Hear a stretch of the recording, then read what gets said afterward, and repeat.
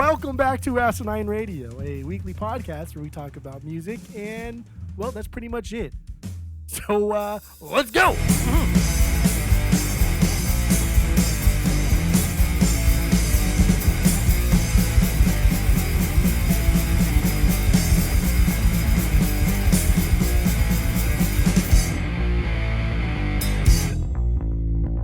Hey! Oh, yeah, Hey. forgot. Hello, chaps. Hi. This is Asinine Radio. This is the weekly music podcast where every week we get into a different band, different artist, and we break down one of their records. We get into the music, the lyrics, how it was made, the artwork, and everything in between. We're ending Britland season this week, and we have a live Britlander on the podcast with us. We have Skip all the way from Birmingham, England. Birmingham, on the podcast. England. Hello, chaps. It's jolly good to be here. It's literally my pleasure. Jeffrey and pulling and out Tyler. all the stops. Pulling out all the stops. But yeah, we're getting into Radiohead this week. We're going to get into their record In Rainbows. And while you're listening, go to Spotify, Apple Podcasts, give us 5 stars. All the social media is at Asinine Radio. Obviously, you know me, Tyler, and hundreds of miles away is Jeff. And like I said, Skip, even farther away, on a whole other continent across the pond. Thousands of miles, or imperial Thousands of miles. which is interesting. So imperial British miles. Glad we cleared that up. Carry on. Okay. I'm sorry, we don't go with kilometers over here. No, we're neither do more we. civilized That's than a- you guys. that's a we're French more thing. civilized. And we can all agree, fuck the French, right? Yeah, I had a good time when we were in France, right? You had a good time too. I Jeff. did. I had a good time. Hey, they colonized you guys as well, remember? I mean, New Orleans, that was a I- French colony. Yeah, just saying. It was, true. but I like New I don't Orleans. remember that. I wasn't there when it happened. But so No, I don't no. remember it. I mean, your nation's only about 45 years old, but don't worry about it. I've taken... Like 245, but that's all right. That's okay. Math is hard sometimes, right? Pod math. Pod But, math. Pod math is hard. Anyway, In Rainbows by Radiohead. That's what we're doing this week. Also, so yeah, let's get into that, and let's get into our origin story with Radiohead. We're gonna kind of do this like in a certain order. So Jeff will go first, talk about his, Skip, and then myself. Because the that's really rankings the order we're gonna go in. were a with- mess when we tried to change it up. It was Yes. bad. Tyler cannot So- lead. so- No. Clearly, I cannot do that. I've been doing this for fucking... Dude, Jeff, I was thinking about that today. This year, it'll be 8 years since we started the podcast. That's insanity. That is crazy. That is so crazy. That's amazing. That's something. But, That's something. yeah, in July of this year, it'll be 8 years. But You get less anyway, for murder. let's get into our origin story from Radiohead. So what do you got, Jeff? Go. I really have like 3 pieces to my origin story. One is Creep. A cool song I liked as a kid. Whatever. Moved on. Like the bigger one was the Romeo and Juliet soundtrack with Talk Show Host, and that's still my favorite Radiohead song. That was like 95, 96 when that came out. I love that movie. I think it's a fucking fantastic adaptation. I know like traditionalists will fucking hate it. Like, that's not how Shakespeare's supposed to be. No, fuck off, man. That is exactly what Shakespeare would have wanted had he been alive in the 90s. Exactly what he would have loved. He pushed the envelope all the time. But whatever, that's a different conversation. So Talk Show Host was like my second iteration of it. And then I kind of just like forgot about Radiohead for a while. And then come like Kid A, and it was really me working at Fridays as like a host, and this girl that worked there was also a massive Radiohead fan. And so this was like 2005-ish. I think I first started working there, 2006. And her favorite was Kid A. And so like Kid A came out way earlier, and then I liked it, but kind of forgot about it.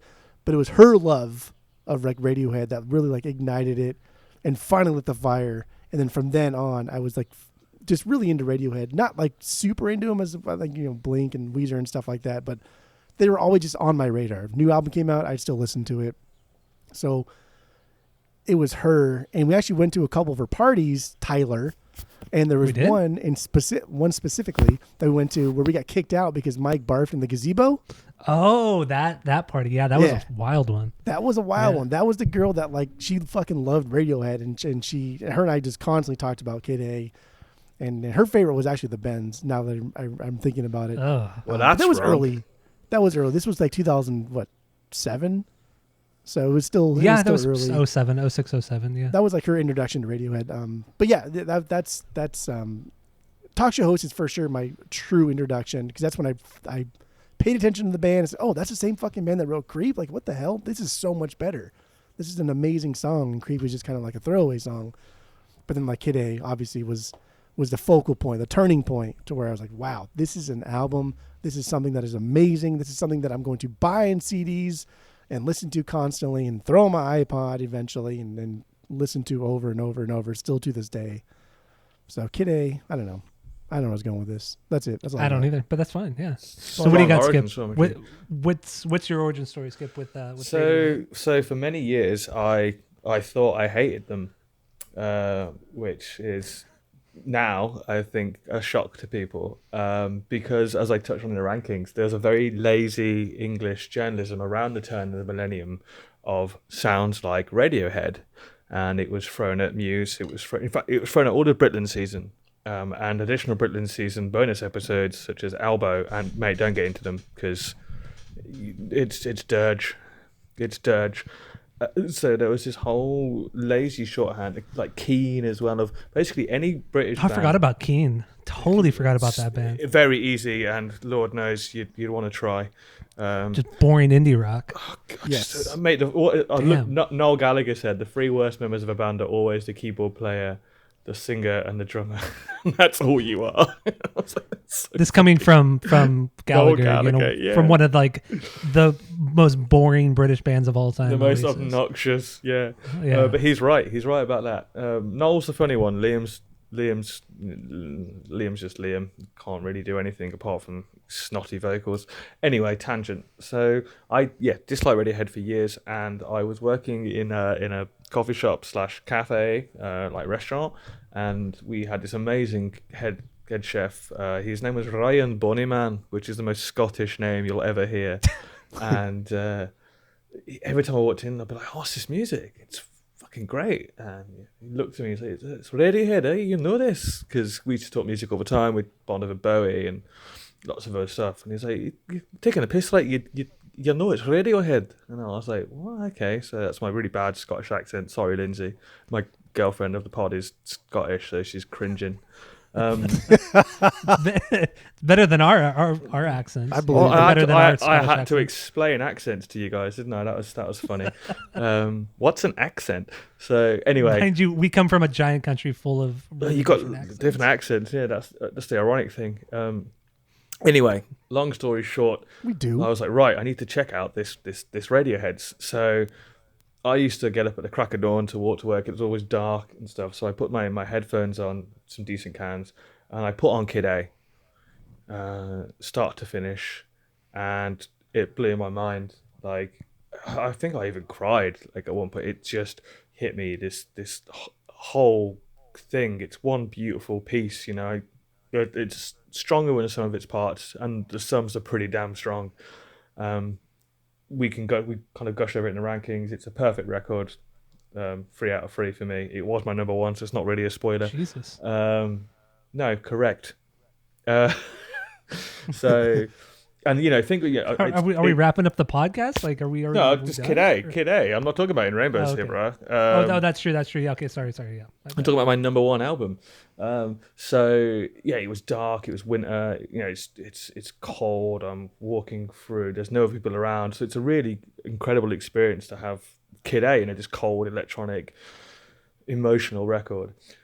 But album of the week, when I first heard it, it left me completely cold. I hated it. It was down at the bottom of the rankings. And anyone who's not skipped ahead and done it wrong, you listen to rankings first, people. Come on, this is basics. Will know that Always. it's not at the bottom. It's number 2 on my list. So album of the week took me years to get into, and now I really appreciate it. And as I've listened to it every day this week to really get under it, and I could listen to In Rainbows every day. I really could. It's a good length. It's what, 42 minutes. Yeah, something like that. Something like that, which is pretty much perfect album length. 35 to 40 minutes is your perfect groove. I agree. So yeah, Radiohead are a band I went a long way around to, but they're now tattooed upon me. They're in the top 5 live experiences for me. And yeah, album of the week is something that I've completely reversed opinion on. So you can come out with any kind of opinion on this band, and I will see where you're coming from, and then I'll correct you. I'll correct you. All right. Okay. My quick origin story is that the first thing I ever heard was Creep. I hated it. I still think it's an okay song. I don't think it's spectacular by any means. It's whatever. Like most of the 90s Radiohead, I don't care. It wasn't until we did Radiohead on the podcast 3-4 years ago when we did Kid A, where I actually dove into their records. I had heard Paranoid Android and OK Computer. Didn't really care for it too much.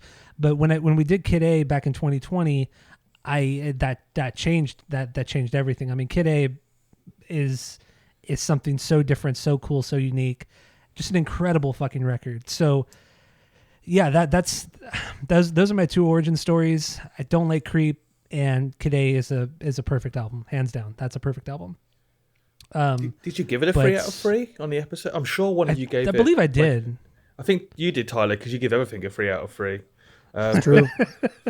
I don't do this very often. But I don't though. But it's a Tuesday, so it's got to be a perfect record. Oh, the day ends in Y. It's got to be a perfect record. Jeffrey, I'm sure you gave it like a 2.7, maybe a 2.75. I'm sure you didn't give it a 3 out of 3. Which one, Kid A or In Rainbows? Kid A. Well, let's not spoil the episode, bro. We just get 15 minutes and done. Come on. No, I always give Kid A a perfect 3 out of 3. That's my favorite radio record. Maybe I'm misremembering. Maybe you. I mean, that's not unreasonable. I mean, it was also almost it was misremembering. over 3 years ago. So, I mean, yeah, it was pre-baby, and yeah, my life is it's a vomit-inducing covered blur. I love my child, by the way. He's amazing, but it's a whole different time of tired, isn't it, guys? I don't have kids. So funny. Just throwing it out there. I do love my kids, yes, but butts are for pooping, and so are babies. Babies are for pooping. Like straight up parent, dude. Like I love my kids, but sometimes he'll do a shit, and even the dog will leave. The dog's like, that's gross, man. Fuck that. I'm out. Yeah. Well, real dad talk, Jeff. You know what it's like. So funny. Never gets better. It only gets worse. Just costs more, and they talk back. Yeah, that is true. Yeah. All right, boys. Let's get back into this. In Rainbows from Radiohead. Let's give, we already kind of went over our origin story. We all like this record. It's a great record. And I'm sure we're going to talk more about that coming up. But let's start this out with, do we have any stinkers on this record? Fuck off, no. Silly. Jesus Christ. I don't have any okay songs. Aggressive. Come on. All right. Yeah, I have no stinkers either. So let's just start with our biggest banger. Let's start with you, Jeff. What's the best song on here? I also don't. Does nobody like talk show host? Because I mentioned that song. I love talk show host. Okay, I don't understand. And in fact, to go back to Big Billy Britland, i.e. Mr. Shakespeare, huge shout out. He's I absolutely 100% with you. Like Baz Luhrmann's Romeo and Juliet. Like Shakespeare's work was contemporary. Most of his work, apart from the historical plays, were meant to be seen in a contemporary context. So the idea of Luhrmann putting it in a contemporary context is absolutely fantastic, but using the original text, that's perfect. And any Shakespearean, any literature fan worth their salt loves that movie. Not because I think arguing against it just makes you a pretentious wanker. Is it heavily stylized? Yes. So's plays, dude. Whoop. It's a play. It's got to be stylized. Like fucking Mercutio's a black drag queen. Fucking yes, so I'm for good. it. Because he's supposed to be a wild, out there character. Leo's doing his thing. Huge shout out. It's John Leguizamo. I can never pronounce his name. Tybalt. Yeah, Leguizamo. Sid from Ice Age. John Leguizamo. Yeah. I say Leguizamo. I can't even say it now. Leguizamo, right? Leguizamo. His legs or arms, though? Luigi. Yes. Luigi from Mario. Luigi, He's Sid from Ice Age. He's the sloth from Ice Age. Is he really? Yeah, he's Sid. Sid the sloth, yeah. I've actually never seen that movie, but that's fine. Oh, it's beautiful. I watch a lot of kids' films at the moment. It is a good movie. I wouldn't say it's a perfect movie. 2.5. It's a severely underrated movie for sure. The first everybody one knows is about great. it, but people don't talk about it enough. The sequels drop off quickly. But I mean, you've got Ray Romano. Ray Romano Yeah. is a mammoth, guys. Everyone loves Ray. I'm a sad, grumpy mammoth because my family were brutally murdered. It's quite dark, man. I cry now. I It still cry now, is. Sage. You already know the fate of these fucking characters. Like, you know what's going to happen to them eventually. Like, no matter what, the story is not going to end well for these people. Oh, These poor characters. Scrat and the acorn as well. Yeah, that is a Ah, so metaphor good. for the life struggle. That every time you chase what you want, you get it.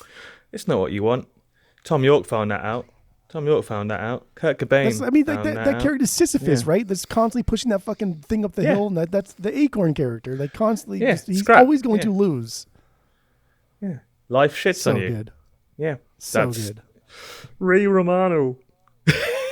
It's like really bad Ray Romano impression. Hey guys, I don't know, Jerry. It's like it's like a Kermit the Frog mixed with Ray Romano or something going on there. Oh, Mark Hoppus. Hey guys, I'm gonna just sing in just one Do monotone you think Mark voice. Hoppus has a Kermit voice? Yes. Okay. And then Twomp comes in. Yeah. I love Mark. All right. Well, I'm more of a Markman these days than I ever was. You know, that interview so we're doing the thing where we tangent. That interview, I got a lot of time for Mark right now. He does not give a fuck. Yeah, I do appreciate that. Yeah, like on the Zane Lowe interview. that's a real Mark now. He just like, dude, I don't have time for this shit. Yeah, I he's like that. finally put on his big boy pants. Yep. yeah. And I reckon behind closed doors, like sometimes he tells Tom to fuck off. I really do. I think he's like, I'm bro, I'm sure he does, especially now. yeah, you are like a Labrador dog. You're so excited. You want everyone to look at you all the time, and we get it. You're really good at fetch, but just fuck off. It's my band too, and I think that's what he needed to do. Because if anything, it was Mark's band, man. Do you know what I mean? Like, you listen to Dude Ranch. That's true. Who's the better singer? Mark. Who's the better Mark. songwriter? Mark. And then Mark. what happened? That's true. Tom got with a producer and they learned how to make his voice palatable. Like, you listen to how thin and shit Tom's voice is on Dude Ranch. That's it. It's a blink pod now. That's why. I'm fine with that. That's why. I'd Dude rather Ranch talk about is- it than Radiohead, but that's fine. Dude Ranch is top 3, guys. Dude Ranch is top 3. But Tom Oh, is okay. Calm down. shockingly Calm down. shockingly I think bad Dude Ranch is vocally. top 3. Why is Dude Ranch not top 3? It's not top 3. Come on. Anyway, Come on, guys. I've ranked it 1 before. Dude Ranch is fucking amazing. It is great. Love it. Perfect album, but not top 3. so I love what? Okay, that's silly talk. So in Rainbows, biggest banger, Jeffrey, take it away. Yeah, I don't know why. Fucking Skip's hosting the pod now. I mentioned talk show host, and again, I didn't get enough praise, but that's okay. Perfect song. Yeah, why are you going back to talk show? Why do you keep going back to I this? Because sent you. I said I it sent in- you a in live one- version of Talk Show Host and went, look how great this is. Okay, I did it off pod. No, that was the but first now- song But it that I has- went to. Yeah, I know. But I don't know. That has nothing to do with this album. I know, but like it was my origin story. I didn't But get we it- already did our origin story. I know, but I didn't get enough reception Oh when I my mentioned the name. You sat quiet, and then Skip maybe Yeah. did like a whimper, and that was it. So What- I made sure, what did we I wanted say to go before back we and podded? make sure that everybody knows it's a great fucking song. It's their best song. We said we're not going to interject too much because we don't want to repeat the Marilyn Manson episode. So we're going to sit pretty. Here's and what take it happens in when we turns. don't interject. This is what happens when we don't interject. We're 10 minutes Jeff in, gets and we've not cross. talked about a single song on In Rainbow, so that's fine. My biggest banger, okay, boys and girls, my biggest banger is Girls and Videotape, boys. is The Closer. That is my Ooh. fucking favorite song right now. Okay. Yep. I've got Okay. opinion. That's And my that's why- 10B. Well, It's my 9B. It's my 9B. And that's why I wanted to talk so much about talk show hosts, is because the reason why I like this is I'm getting serious talk show host vibes from this. I do. can The hear it. piano chords, dude, the Tom's vocal patterns, everything about the song like harkens back to talk show host. Like matching patterns, ideas, and themes musically, lyrically. Like this song is perfect, man. This song is absolutely fucking bonkers. How do you So not love weirdly, this? my note is throwback to Kid A, but as an analog song. So, I agree with you on the Kid A thing because it has that very choppy kind of feel to it, like the chopping up of the loops and the percussion, especially in this song. I mean, how that good is beat that drum beat fucking though? Weird. It's a heartbeat. It's a heartbeat. Is it really a heartbeat? Or I don't know. No, It just no, it but it's obviously drums. not He's like playing a- drums, trying to do a heartbeat. Listen to it. It's.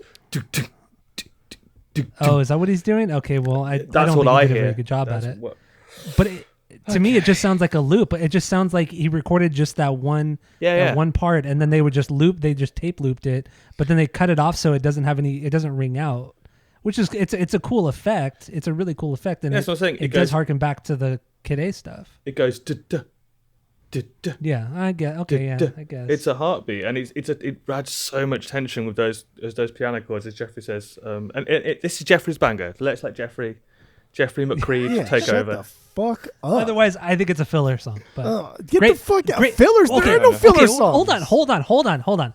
This is a great closer to the record. I will say it's an absolute banger of a closer, but as a song individually, I think it's lackluster. But literally, all we talk about is how Radiohead. You said it. How Radiohead is I an know. album band. How you need to listen to I their know. album. That's I not a agree. fucking filler song.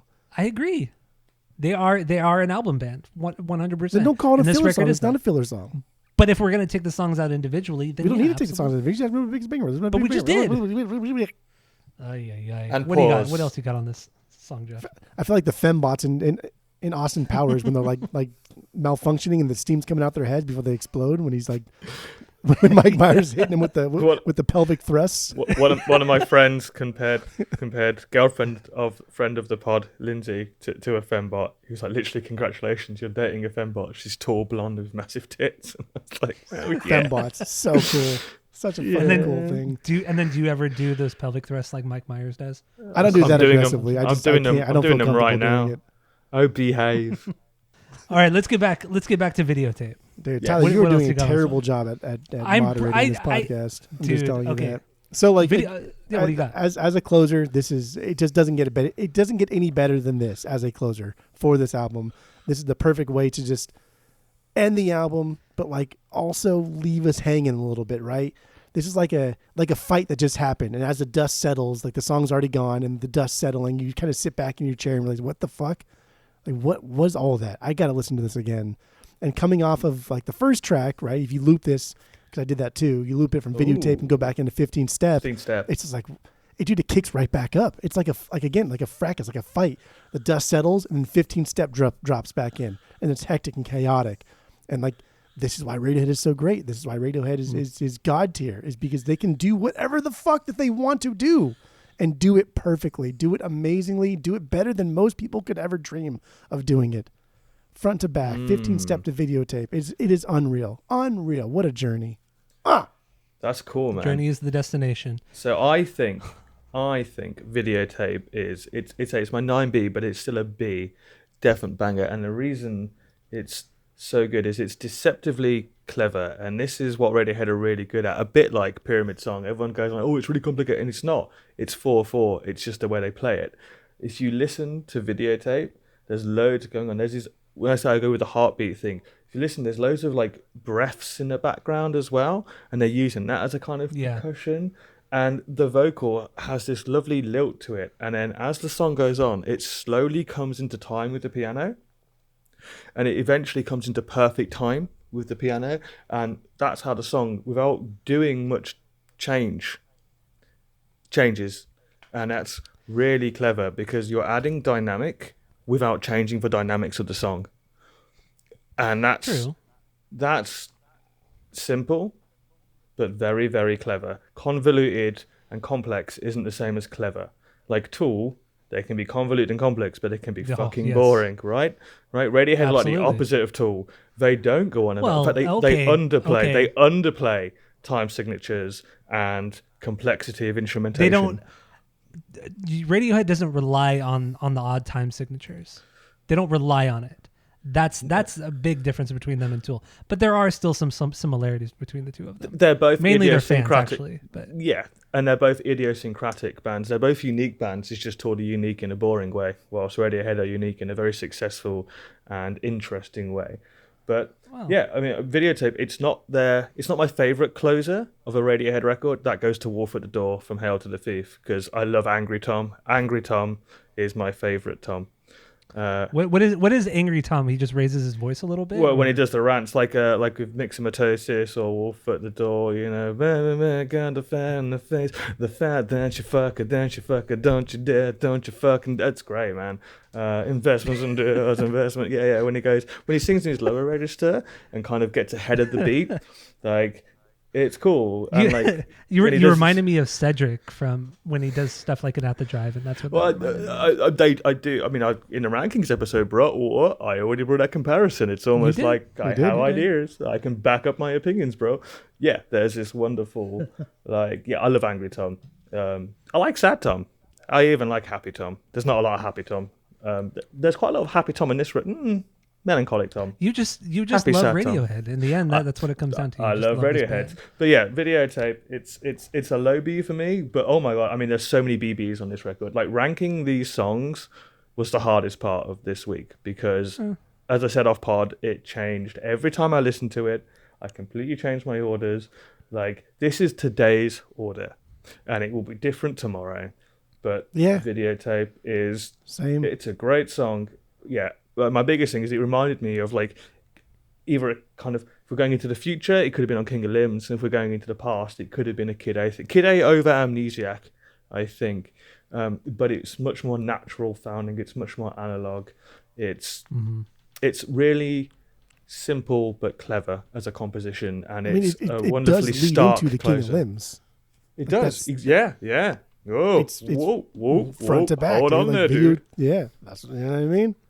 Yeah. Just saying. Me and Jeff, All right. we're enjoying being on that page together. Tyler, he's in a different fucking book, but we're on the same page. I don't know what he's doing. You can't see. I'm clinking glasses for you, Big J.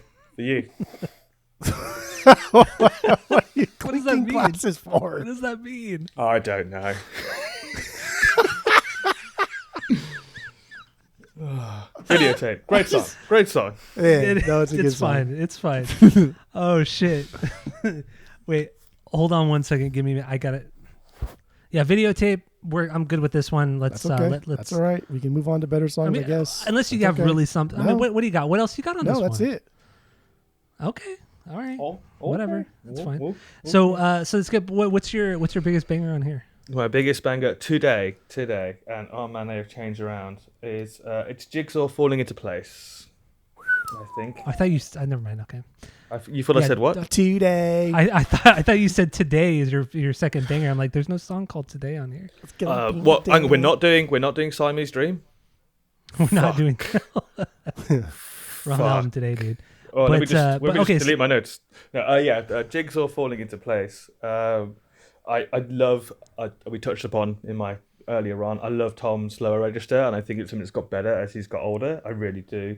There's an urgency to in Rainbows. Actually, there's a few tracks that have that kind of urgency, and a couple of them are in my higher Bs. I'm not gonna. There's a nice mix of urgent to ballad. Actually, I would say because I'm nuanced. There's an urgency and there's a build, which Radiohead are really good at. A lot of Radiohead songs aren't that classic verse, chorus, verse. They're kind of more builders. As I said in the rankings episode, it's more about how Phil starts to change up the rhythms, the guitars come in and out of each other, textures build in and out. It's really cool.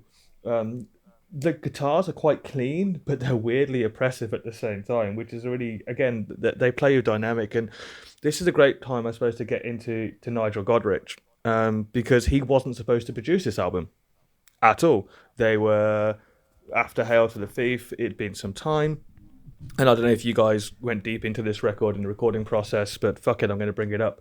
And so this record took a couple of abandoned recording attempts to get going, really, and they deliberately went They in did. with, and they spoke to Nigel and went, like, man, like, no offense, but we did Hail to the Thief, and it's a long record, and I think everyone was kind of burnt out. And I think Radiohead are a band that burn brightly and then burn out, and they kind of have to go away. They're all quite introverted people.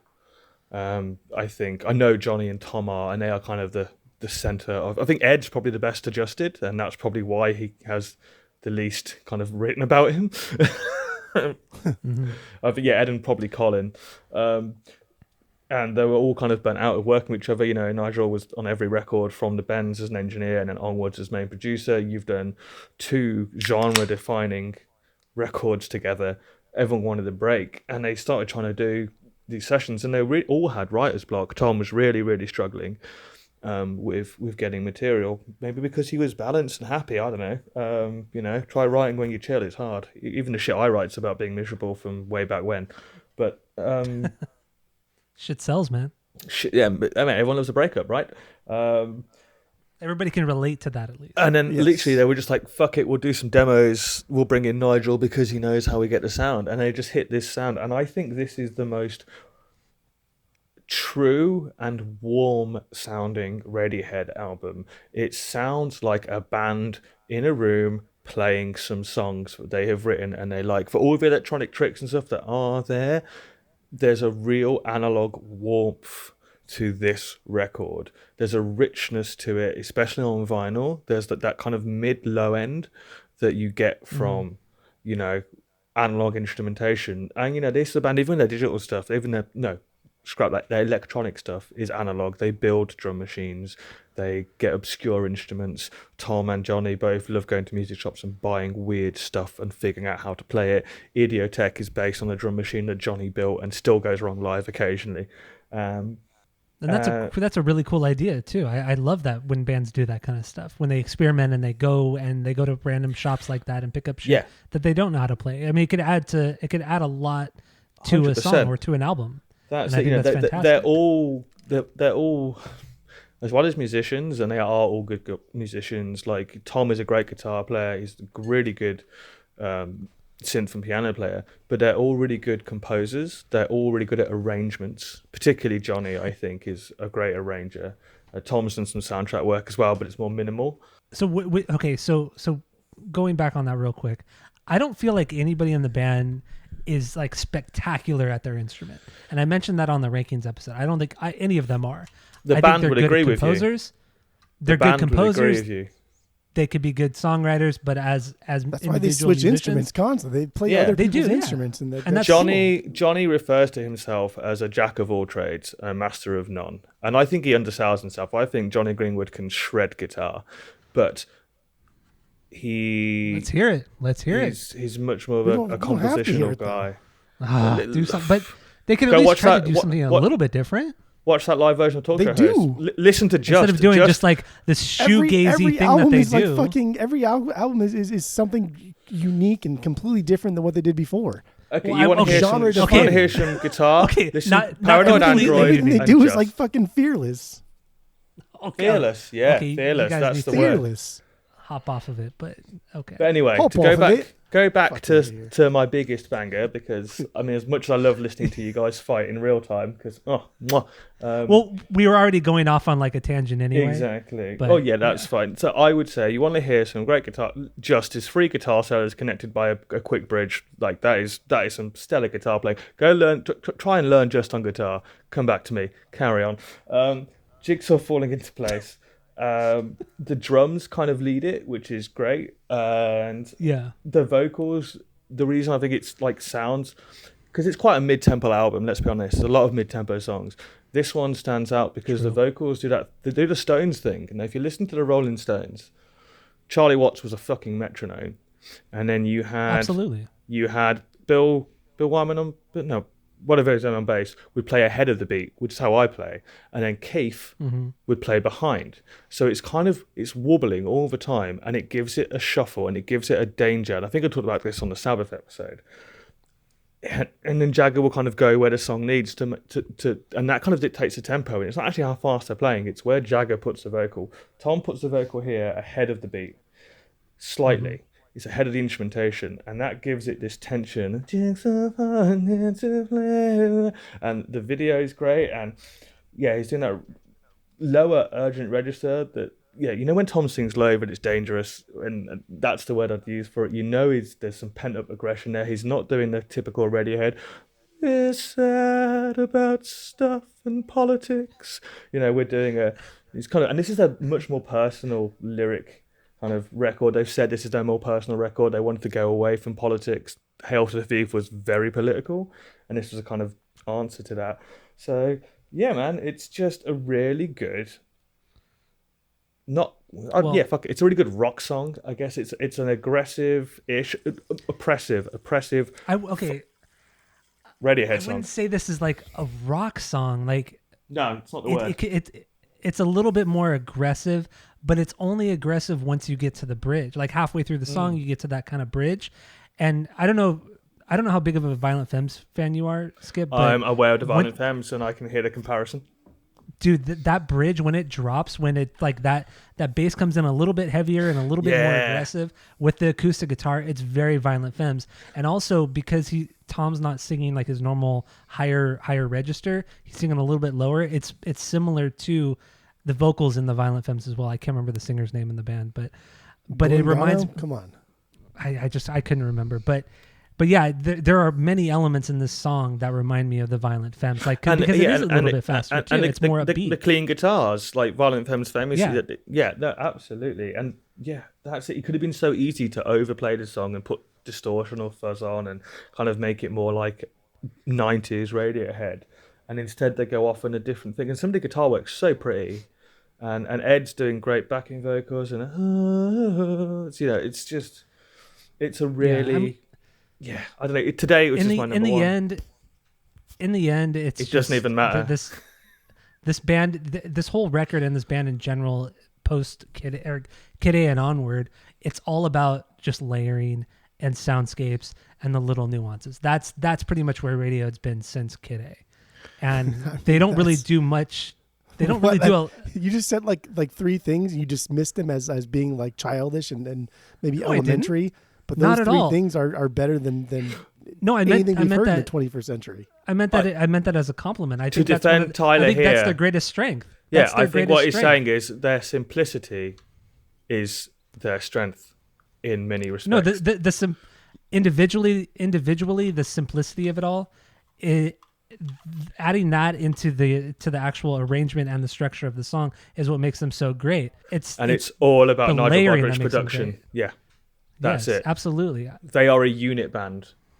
Even though they've all done solo stuff, put them all together. That band, and it's really funny. So in the Coldplay episode, which chronologically, that's the word, is what is the last one that we've heard that's come out.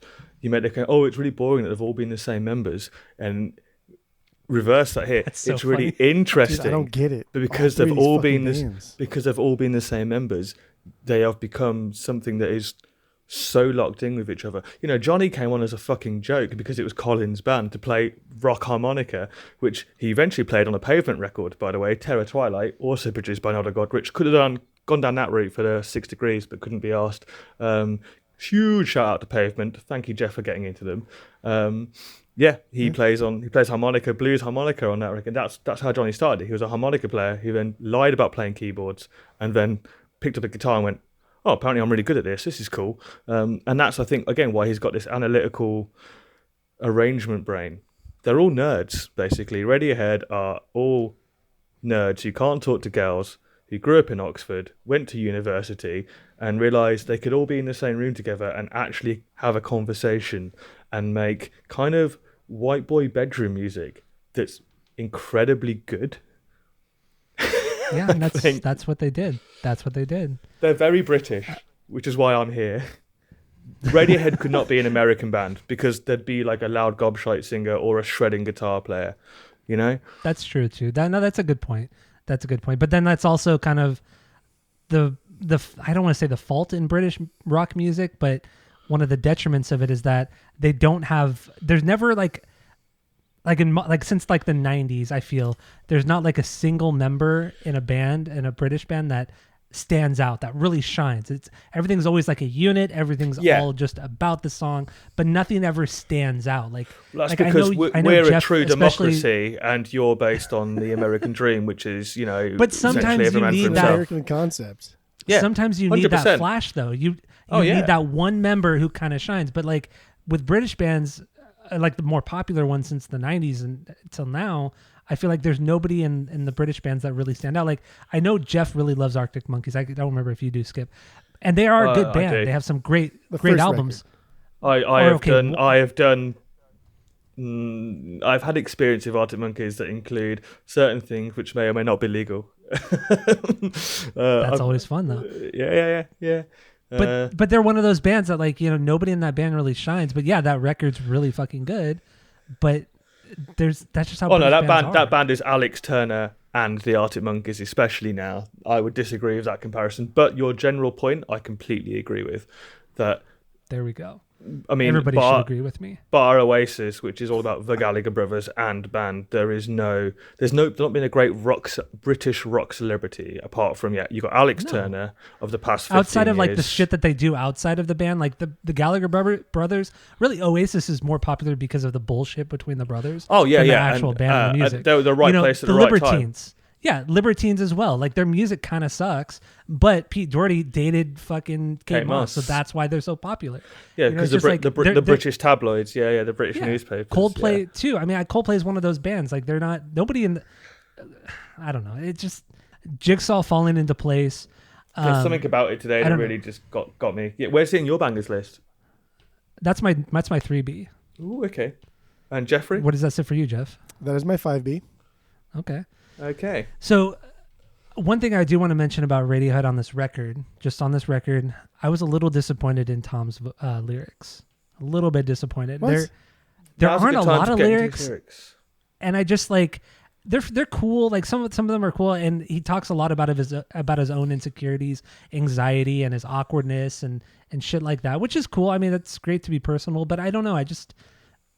Some of his lyrics, they were fine, and also the way people interpret his songs or his lyrics are just like, dude, shut up. It's like, it's just too much. Like people are looking way too deep into these lyrics, and I don't feel they're as deep as a lot of fans claim. No, so to me, Tom York's kind of lyrical genius, and I use the term in a subjective manner, isn't necessarily that he writes these really interesting lyrics. He's not like a Cedric, which is like a lot of words. He's more can be annoying too. Yeah. You know? What Tom does is he takes really quite common turns of phrase and then puts them in such a melodic way. His voice is an instrument. It's not really about the words, it's how he's saying them. You know, for instance, like, yesterday I woke up sucking a lemon. What the fuck is that? But, you know, everything in its right place. That's a common turn of phrase, and yet it's an iconic line. A different song on this record, you know, everybody leaves you to get the chance. Here is my chance. It's just, you know, there's so many sort of turns of phrase lyricism that you think why didn't I think of that? It's almost like that. It's why didn't I think women and children first, and the children first. We're not scaremongering. This is really happening. These aren't complicated lyrics. These are everyday thoughts that we all have, that he's thought to write down essentially and put together. And that, again, going back to, you know, what I was saying in my rant, it's the simplicity is their genius. All he's doing, and I think this is why maybe a band that is so, you could argue, inaccessible to an extent, is so popular, because there's things like that. There's these not broad stroke lyrics, but these turn of phrase lyrics that get under your skin and you hear it and go, I thought that, huh? And then you start connecting with it. And then his voice is used as an instrument, and there is a prettiness to it, whether you like it or not. There's a quality to it. And then you're going there, and oh yeah, and then suddenly you're a massive Radiohead fan, and you've got them tattooed on you, and you think, what the fuck happened there? I suppose, but what you're saying is that it goes more along with how he's presenting the lyrics, not the actual lyrics themselves. Yes, yeah. So I mean, but I'm talking about like the not necessarily the story he's telling, but when we're just looking at the lyrics, strictly the lyrics, not how he's singing and presenting them. Mm-hmm. I feel it's a little bit lackluster. I was expecting a little bit more. Like I said, I didn't read the lyrics on previous records or records after this, but based solely on this, I was a little, I don't want to say let down, let down. Fine, you know, I was a little bit let down. That's a Radiohead song, dude. Whoop. Oh God. I hearken his lyrics. I compare his lyrics to like emo pop punkers. The stuff he is talking about, like the death concepts, the relationship stuff, the overall kind of like arcing concept of losing yourself in society because we're going towards an autonomous thing. Those are very kind of like emo lyrics, and they're kind of silly. He's a little bit better at doing it than a lot of the emo people we love, like the Death Cabs and the Dashboards. He's a little bit more nuanced than that. I was going to throw a Death Cab comparison, because it's the little details, which is I mean, Ben Gibbard takes it and runs with it, doesn't he? It's all little details of that make it human. Whilst Tom alludes to them. He's a little bit better than that. I would never say that I'm disappointed in his lyrics because I think Tom's more subtle than Ben Gibbard for sure. They're good. They're good. Yeah, they're are good at conveying message. They're good at conveying feeling, and they're good at just incorporating, like you said, his voice is an instrument, and therefore, what words can I say to make my voice sound better through this song? And so he's choosing specific words to make his voice sound better to match whatever Johnny's doing, whatever the drum beat is going through, whatever is happening there. It's a whole thing. It's a whole process. And now in Rainbows, we are hearing Tom become, very, very confident in what he can do with his voice, how he can use his voice to be an instrument. By this point, they're a very confident band. And I think that's why this whole album sounds so organic and natural. But then... and I think that's why they didn't want to use Nigel, because they were confident enough to take the harness off. But they ended up using Nigel, right? I mean, yes. they ended up using him on this record. But they're a wonderful dichotomy. That brings me back to Nigel, though. Like, it's like they always fall back on the guy. I mean, that's not a bad thing, because it's great to have that same with Stanley Donwood, phantom member, like Jerry Finn with Blink and the Beatles. There have been many bands like that. All the art is Stanley and Tom. It's the same. It's part of the brand by now, and I think you're right, and it's very interesting that they failed to get stuff off the ground without Nigel. And I'm curious what those songs sounded like prior to the record, like the songs without Nigel before he told them to scrap it, because that was this record, right? Or was it another record? It was this record. Because they wrote like 6 songs or 7 songs, and they brought it to Nigel, and he's like, "No, that's not good. Let's." None of the band were happy with it. I think that there were two failed attempts at demoing and recording, and then they moved out to a stately home, didn't they? I think it's around Bath. But that makes me curious, like what those songs actually sounded like that they didn't like, because they've clearly written, like, I don't want to say the same song over the last 24 years, but they've written songs in the same kind of vein over the last 20 years. 24 they've years. They've written Radiohead songs. Yeah, that's true. No, I'm big of cheese. But you know how Radiohead over since Kid A, since 2000, have had generally the same sound. From Kid A until the Moonshaped Pool, it's pretty much the same style. So I'm curious what these other songs would have sounded like. Were they a different kind of style? Is that why they didn't get into it? Were they insecure and thought, okay, well, this doesn't sound like Radiohead, it's not going to sell, let's get back with Nigel? That's what I'm curious about, what these extra songs sounded like. Because they could have been great. Maybe they were just absolutely fantastic songs, but they just didn't fit the feel of Radiohead. Well, I mean, it's interesting, just to touch on it, you in Rainbows obviously were listed that there was a 2-disc edition, and disc 2 are some great songs, but they do not fit on In Rainbows at all. Like Bangers and Mash is one of my favorite Radiohead songs. That is, fat drop A riff, down, down, down, down. That's like, it's like an update on Mixomatosis. None of those songs fit on In Rainbows as the 42-minute record that we are theoretically reviewing right now. And I do wonder, were some of those the demos that got fleshed out and were foul by the wayside? I don't think so. I don't think so. Fit. No, fair enough. But that's me shot down. I'll carry on. It's a no from Tyler.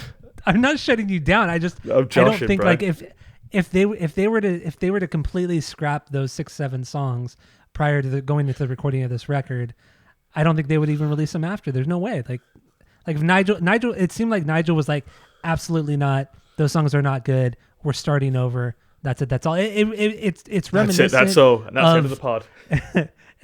It's reminiscent of like when Blink, after Tom left Blink the second time, and they recorded some songs, and then they brought it to Feldy, and Feldy was like, "No, you guys fucking suck. Let's start over." The Lost Green Day record, Pre-American Idiot. Yes. But that was released as the network. I mean, we're only that was the Lost Green plans. You should like harken it more towards like the demos on the Dookie box set, to where before we got a producer in.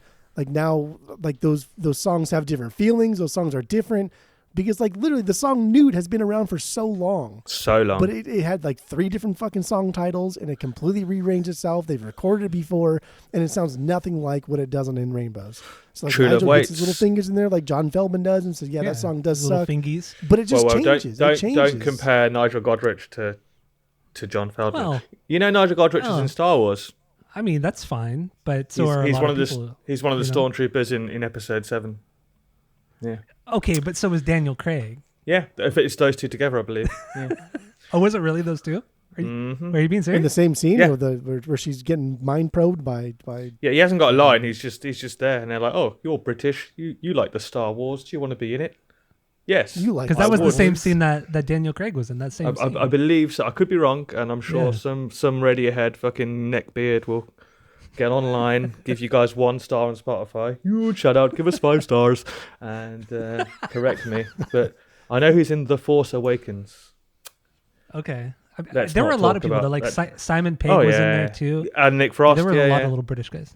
Who was They were Nick the Frost? Where was Nick Frost? Nick Frost was with Simon Pegg. They're the 2 guards outside when Kylo Ren has a hissy fit and walks out, and they're like, "Whoop, let's not talk about that guy, dude."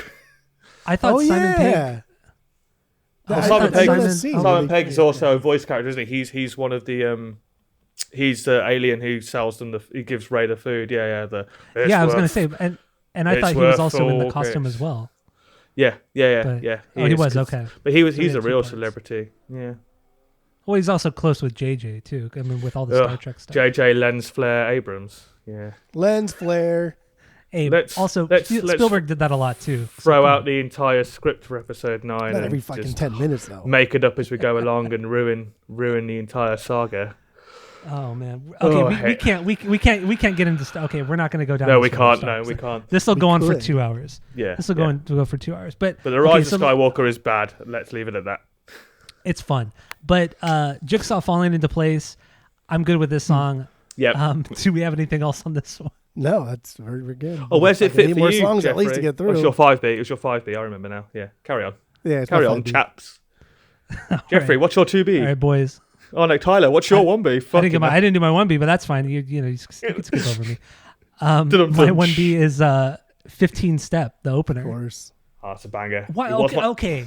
That was my Do you not want me Wednesday to like 1B. this record? That was my Wednesday 1B. Don't worry. Wait. Okay. Why did you say of course? No, That's just what I want to no. know. Go No, ahead. why? No, tell 'cause me. Tell me why. Of course. You listened to the first song and turned off. That's why.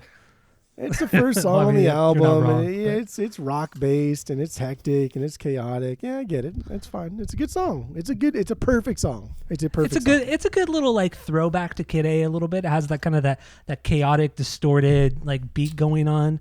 I really love kind of how busy that is too. That's very much throwback to Kid A. I mean, of course, Tom does that typical falsetto thing that he loves to do. The bass lines on this are fucking solid, though. Oh, it's a Great great fucking bass line. bass When it lines. comes in, so good. But then you're just like, for me, because when I listen to every time I listen to this record, I listen to it once in the car, and then every other time I listen with headphones in or earbuds. And it's the stereo effect that really gets me on this song. And honestly, the entire record. This record is not something you should listen to in your car or listen to even just like on a normal stereo system. Like this has to be an earbud or headphone album because you're not going to get that same that same effect. Because even if you listen on a big stereo system, you're not going to hear the nuance of the guitar on the right side or the left side, whatever it may be. Oh, Like, I hear they're it, just, baby. Oh, the drums you- on one particular track, which we Yeah. will get to, are insane the way they're the mic'd. drums are on one side, the guitar on one side, the bass is on in the middle, kind of. Yeah. The vocals are right smack dab in the center of the mix. And a I just great love- kind of Tom York turn of phrase lyric. I used to be all right. What happened? It's so good. Etc. etc. That's so ballsy to just write etc. as a lyric. It's not ballsy. It's just, can we I say think- lazy? Maybe. No, because it's not. It's ballsy, man. If he wasn't like a good songwriter, then yes, it would be lazy. But because It's it's, a it's deliberate attempt tongue-in-cheek. at being lazy, that's yes, exactly. It's a deliberate tongue-in-cheek. attempt at being lazy. Because That's Radiohead good have a songwriting. sense of humor. That's good song. Whoop. Wow. That's good songwriting, dude. I mean, you keep saying they have a sense of humor. I have never seen a sense of humor from them. That's But because you're I'll not take your word for British. it. It's because you're not I'm British. not British. You're not not British. literally. You're from the wrong Literally. continent. But I I mean, that's true. I know it's gibberish, but it's good gibberish. Stupid. That's something. So, another thing I love about 15 Step is just how disorienting it is because of the stereo mix, the guitar on the left, the bass on the right. And there's some crazy cool tape loops on this song too that are just, I mean, I know they're not thrown in randomly. It's all strategically done, and it's done really fucking well. And it does give this disorienting feel to the song, but not in a negative way at all. It makes it actually makes it very exciting and a great opener to this whole record. I love the bit where like the tape loop goes like boo-doo, and then a doom dum ba-da-da doom dum ba-da-da doom dum ba-da-ba-da-ba-da. But like, yeah, it's so good. Like, it was my 1B at one point. I believe it was my Wednesday B. Like, it's you could argue it is the best song on the record, and that's fine. I do argue that it is. You could argue, I reckon 8 out of 10 of these songs is the best song on the record, and I'd be like, yeah, I see your point. And I do say this is the best song on the record, so it is the best song on the record. You could argue that, yes. And I do, because it is. So what is the sit for you, Jeff? 7. It's my 7B. Well, that's wrong. It's not my 7. I believe it's my new. You know what? I lie. It is my number 7 today. Well, there goes all your credibility, dude. Like I had any. This is what happens when you listen to Radiohead too much. Can I point out that it's 1 a.m. for me, so I'm allowed to be a little delirious. It's 1 o'clock in the fucking morning. Well, that's a good song. That's better than this album. It's a great. Whoa! What? Jeff, just cut Tyler off. Just cut Tyler off. We'll finish this. All right. So lyrically, I have on this song, I think this is just him questioning his life and whether or not he's on the right path, and just his overall anxiousness about dying suddenly. That's really what this is about. And it's a really kind of not a depressing way to start the record, but it really... Well, I mean, it's interesting that his partner went on to die of a terminal illness. I think the diagnosis was after In Rainbows came out. But self-fulfilling prophecies and stuff. I think it's about getting older, I think, and realizing the fragility of life. Do we know the meaning of 15 Step? What is it? What does that mean? Like the title of the song, how does that relate? I didn't look it up. Obviously, I know what the 12 step is. I looked up a little bit. Okay. Jeff, so this is what he does. My overarching lyrical theme of this is there's a lot of death circling this album, this song. I think it's under the guise a lot of times of relationships. That's what we do as humans. That's fine. The obvious mention of 15 steps and relating that to like death, right? Like I thought like gallows, right? You're walking up the steps and you're falling to your death. Like that's what's going on here. And so then I was curious. I was like, I wonder if there are actually 15 steps to the gallows or whatever it was. So you can Google that. Traditionally, like UK gallows, Britland, they had 13 steps, specifically 13 steps because... but then you take one step to the noose and then you step off. That's 15, bro. There's a symbolism of like rebirth, right? There's 12 months in the year. It's that 13th step is like your death, like the 13th being an unlucky number. So I don't think 15 steps has anything to do with anything. I like to think that Tom maybe thought that the gallows had 15 steps and he was like, fuck it, I don't care. Like I can do what I want because I'm Tom York. So that's what I thought the 15 step was. And then just having a number and then following the word step, you think like, hey, over here in America, I guess, I don't know if it's the same in UK, but like over here in America, you think like a 12-step program, right? Like that's a thing. So there's all these emotions going on with steps. And as a child, you learn to crawl, then you learn to walk, then you learn to run. It's one step at a time. So I think just the overarching theme of steps is you just take it a step at a time, take it slowly. And I like that. I like that here because from front to back, I think this album just deals with a lot of. It's a relationship album, but like it's more than that. It's more than that. It's a contemplative record. Death. It's an album about rebirth. It's an album about individuality. It's an album about conforming. It's there's so much going on here, and I think his lyrics are fucking amazing in this album. Or maybe the 15 stands for the next year of the band because they put up Pablo Honey out in 93, and 14 years later they put out this record, so the 15th step is the next step in the band's Could career. be. That's quite cool. Man, you should have seen some of the stupid shit I was reading about what people thought the 15th step was. Oh my God. I don't want to I'm get into curious it now. because he's going to be Oh, mad okay. about Tool. It was just about like, in computer programming, and then like Oh my God. a paragraph of what 15 step is, or like, and then in fucking movie history, like 15 there. Like, what the fuck are you talking about? Fuck off. That's so annoying. And It's so, like, like- that's like the equivalent to like astrology and shit like that. Like trying That's to why. find That's why every little I like the idea of Tom like writing about one thing. I think I think he was specifically writing about like gallows, like getting hung, falling to your death type of thing, that concept. And then when he realized that there traditionally was not 15 steps, he's like, I don't give a fuck, leave it. It sounds cool.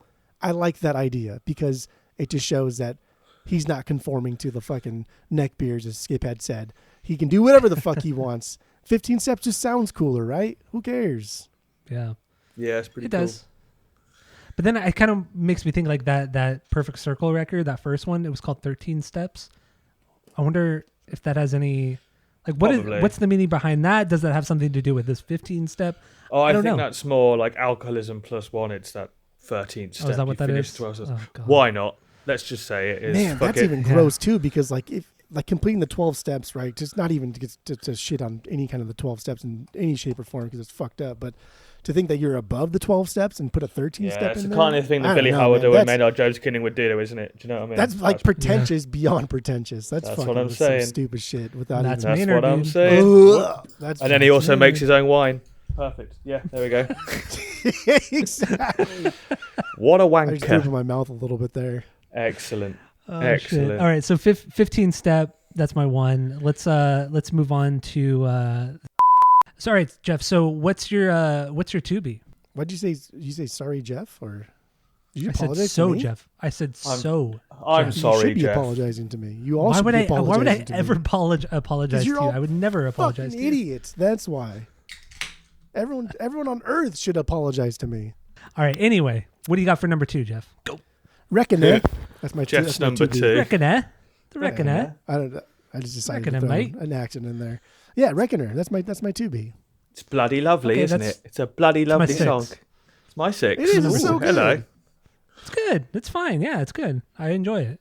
It I don't know. It throws back a little bit to Weird Fishes. It keeps that sound, that theme going, and this time the drums are a little bit more up front, though modulated with some Oh, effect. mate, the mics on those drums, like if you've got some Ged cans on, the full stereo effect of those drums, every cymbal is like a different. It's so lush. Yes. I Yes, literally agree picked with it you up like on like literally this week. That's the thing that just really popped out at me. I was like, just the drum. Like I think- Philip Salway is so underrated as a drummer. He's Oh. I think what he tried to do most on this album is sound robotic. I think he Yes. wanted to sound like a metronome. He wanted to sound robotic without being a robot. There's so Yeah, many times without on being here the where drum his fucking machine. cymbal hits are so loud. They're right there in the front, and there's no flourishes. There's nothing going on. It's just a metronome, and it's so cool because everyone else matches that tone. And then when he changes, everyone else changes. yeah. And he never does anything like extravagant. He never does anything like like Doesn't need Bonham to. loud or pert like fucking crazy. It's just he keeps it simple, and it sounds so great. But what was it you were It's saying like last a, week it's like a about drum a and great bass thing. A great pocket drummer. A great drummer is someone who knows where he's in the pocket, isn't overly flashy, doesn't need to be Travis Barker, can just play to the song. Whoa, what's Philip Selway doing, dude? That's true. He is. Yeah. He is. But Every even still, fucking like song. you could be in the pocket and still like church it up a little bit. Like you look at a guy like Brad Wilk from Rage Against the Machine. Like he is a very in the pocket drummer, but he does have some really rad parts. Yeah, but does Brad Wilk release a solo album where he plays every single instrument? No. Can Okay, he? he's I also- don't think so. Pat Wilson though, Pat Wilson from Weezer. Oh, He, Yeah. Okay, he's a human. very in pocket drummer. He has a very kind of distinct style, and he has put out solo records that are really Yeah. good. That's fine. I'm not talking about Weezer. I'm talking about your boy Brad Wilk and how that he's an in the pocket blues drummer. I love the I'll talk minor about Weezer all the pentatonic. time. There's nothing so wrong it's with fine. that. There's nothing No, wrong there's with Brad Wilk. nothing wrong with that. But Philip Salway is a more nuanced musician than Brad Wilk. And he's a better arranger than Brad Wilk. And he knows when to take the back pocket. Because let's face it, the amount of drum machines in this band, like, if you were an egotistical Okay, musician, we're also talking about a drummer who couldn't cut it, so they had to hire a live drummer and essentially a session drummer to play with him since 2011. That's not because he couldn't cut it. That's because it's not a session drummer. It's the guy from Portishead. It's the drummer from Portishead. But don't worry about it, boys. I know.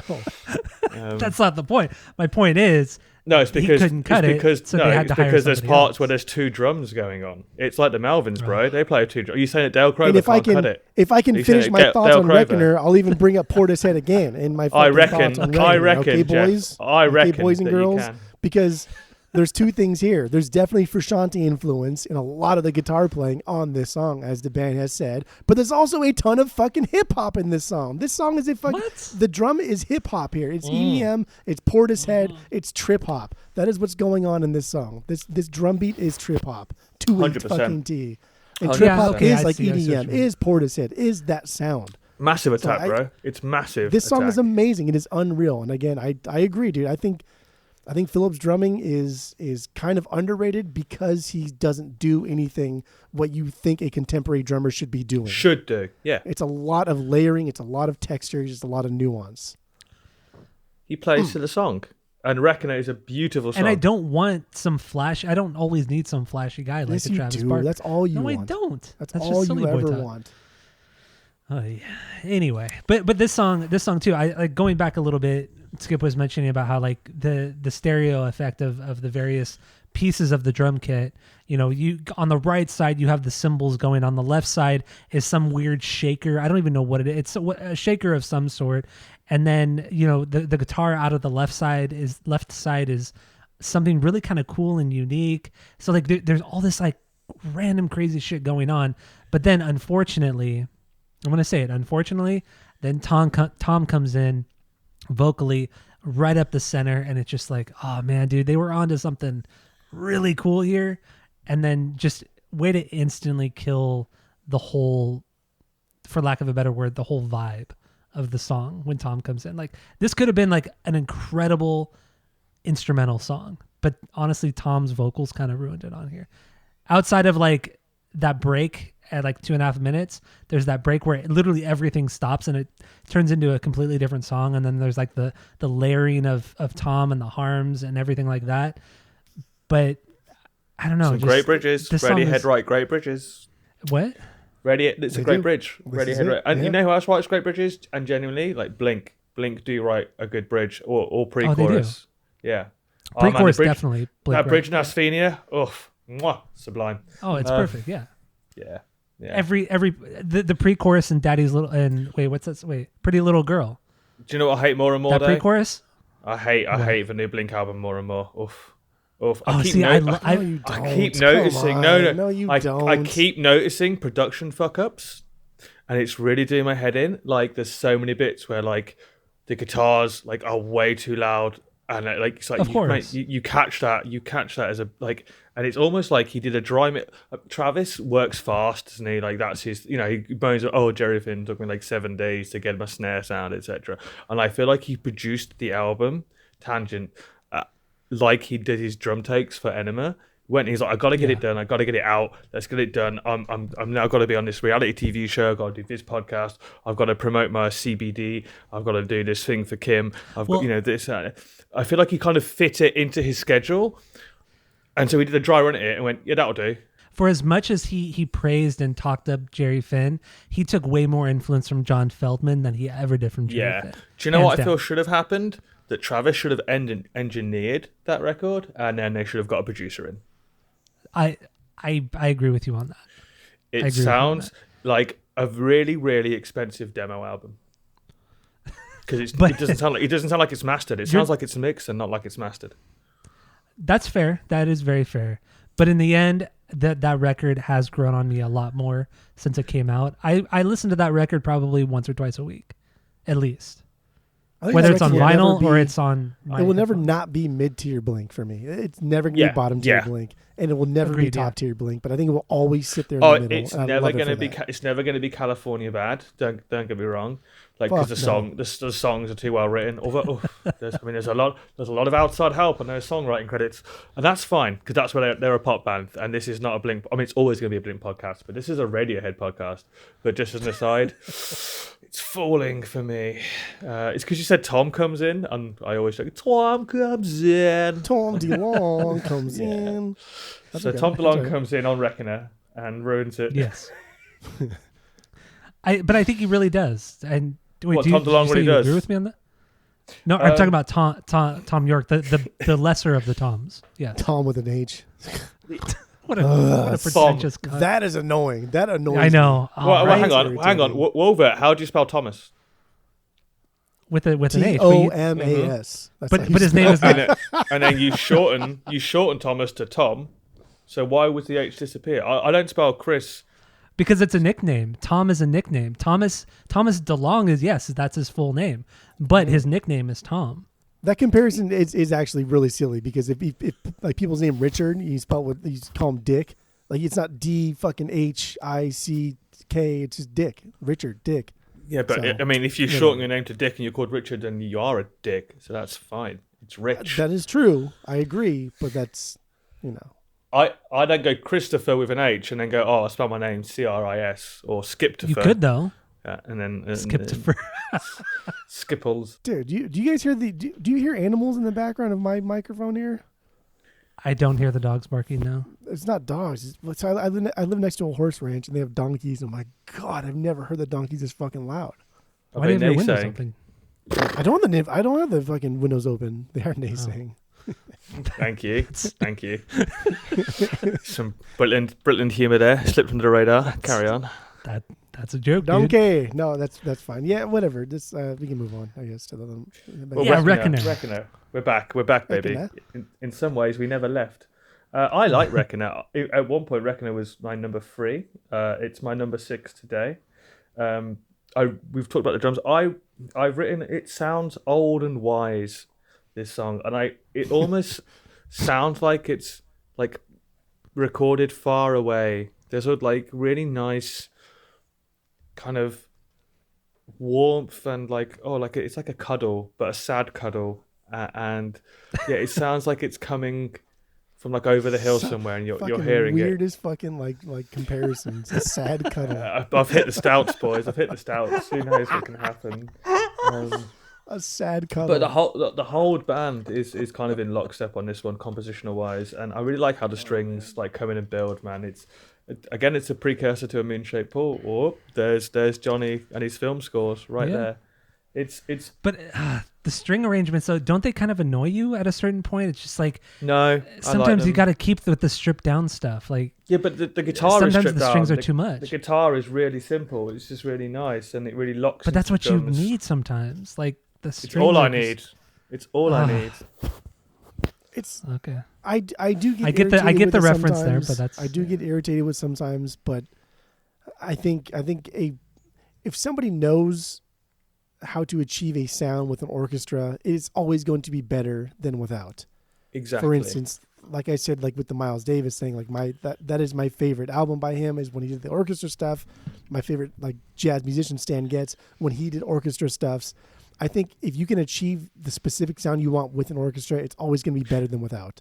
And Just that's what because Johnny said about A Moon-Shaped Pool. He said the best thing about it is he got hold of the tracks before, because you said before with Radiohead, and I guess it applies to In Rainbows, they'd put the strings on last, that the composition would be done, the songs would be recorded and written. He was like, with A Moon-Shaped Pool, we put the strings in whilst the songs are being written, so there was space for the strings to help write the song as opposed to decorate the song. And I can see what Tyler's saying, that yeah, the strings aren't necessary on Reckoner, but in my opinion, in my Britland opinion, they literally add to the song, and it transforms that final third. It lifts it. It's dynamics, bro. It adds to the dynamic, but I don't think it was done. I don't think it sounds that great. I think it gives it gives the song a little bit of cheese. Like it just it's too much. Like adding strings to like any sort of like pop or pop rock song. Is it a little Gives bit it too an Coldplay element- for you? Is that your yeah, issue? I guess so. Coldplay or Muse, even. Yeah, I'm going to talk shit on Muse. That's fine. I always think like when there's too much strings in a song. I always think that Verve song that whatever that Bittersweet Symphony. Yeah, like that's what I always think. Like, dude, that song fucking sucks, man. But that song's actually really good. You know, because they make no use that money. as a sample. It's a good melody, but I don't they make like no that money song from that because song. of it. Huh? Because they didn't get the rights from the sample, or what? Well, so that sample is from a Rolling Stones song, but that sample was written by a composer, which the Stones paid, right? But because Keith and Mick have really good lawyers, when the Verve released it, the Stones sued them, and the composer doesn't get the royalties. Mick and Keith do, right? Oh, that's even more fucked up. Yep, and imagine you're the Verve, right? You can't not play that song. That's your biggest hit. Yeah, they lose money every time that song is played because they pay the fucking royalties to two people who didn't write it because the Rolling Stones are cunts. Damn, that's some like Michael Jackson, Paul McCartney shit right there. Yep, or Beatles shit right there. That's why I get a good lawyer, bro. That's just gonna say that's lawyer, dude. Get a good lawyer. Yep. Good, Mick good Jagger Joe is. Escalante on the, I on mean, the case. did Mick and Keith kill Brian Jones? Ooh, I think he was murdered. Yeah. I mean, the big possible. giveaway is the guy on his deathbed said, "Yeah, I killed him." That's usually what gives it away. Well, I mean, there have also. Well, I mean, you got to take that with a grain of salt because there are also a lot of people on their deathbeds who claim some pretty outrageous things. That, Well, okay. How about the fact he drowned in a swimming Yeah. pool, but there was no chlorine in his lungs, but there was fresh water from the trough he was fucking drowned in outside the house. You know, Deathbed like admissions like are a big part in like court proceedings. Like those are like why would that person fucking lie on their deathbed, right? So those do hold a lot of water in court. Our deathbed admissions. Brian was dragging the That's band absurd. down. Brian needed to go, and Mick wanted control. That's what I'm saying. That's what I'm dragging the saying. band down. Come on, a band word. Oh, we're not going to go down the Rolling Stones road. No, we've already gone on a Right. Blink tangent. This Yeah. pod is we're not getting, doing this. Just to put the Stones we're into bed. Two like, songs I in, used to and love we're the an hour and a Stones. half in. Used to love the Stones, but I only have one Stones record left. I had 17 you've- at one you've- point. Now I you've have purged one. hard. 17. I had You 17 at one 17? point, and now I have Has, one. has anyone listened to Hackney Diamonds? Because I can't. I haven't. The new record? Yeah, the new one. I haven't listened to it. I No. have not. No. Oh, there was someone who came. Who was it? Someone came out recently and was like, "Oh man, he was. I think it was a Britland musician." And they're like, "I cannot believe." He's like, "I'd get so bored being a Rolling Stones because you're just releasing the same song but shitter every time."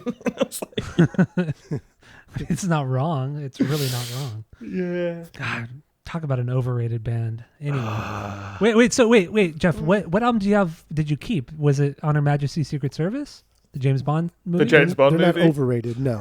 But okay. Yeah, Which I one kept did you Honor keep? I did keep Honor Majesty's Secret Service. Yes. Her Satanic Or Majesty's Satanic Secret Majesty's Service. Yeah, that's honestly the only good. The one Stones that people record. It's a like good hit. normally fucking loathe and hate, but I think it's just that such one's a actually the best one. disrespectful attempt at like creating a Sgt. Pepper's. Oh, it totally. I've purged Sgt. Pepper's too. Like I'm fucking done with that fucking thing. That's just stupid. Eh. Come on. Eh. So after we pod today, I'm going to throw on Sgt. Pepper's just because I want to. No, it's not Abbey Road. Pet but sounds, it's bro. fucking good. Pet sounds, bro. That's out of here. Abbey Road. Come on. You really Abbey think that's Road's- high? Come on. That's a masterpiece, man. Yeah.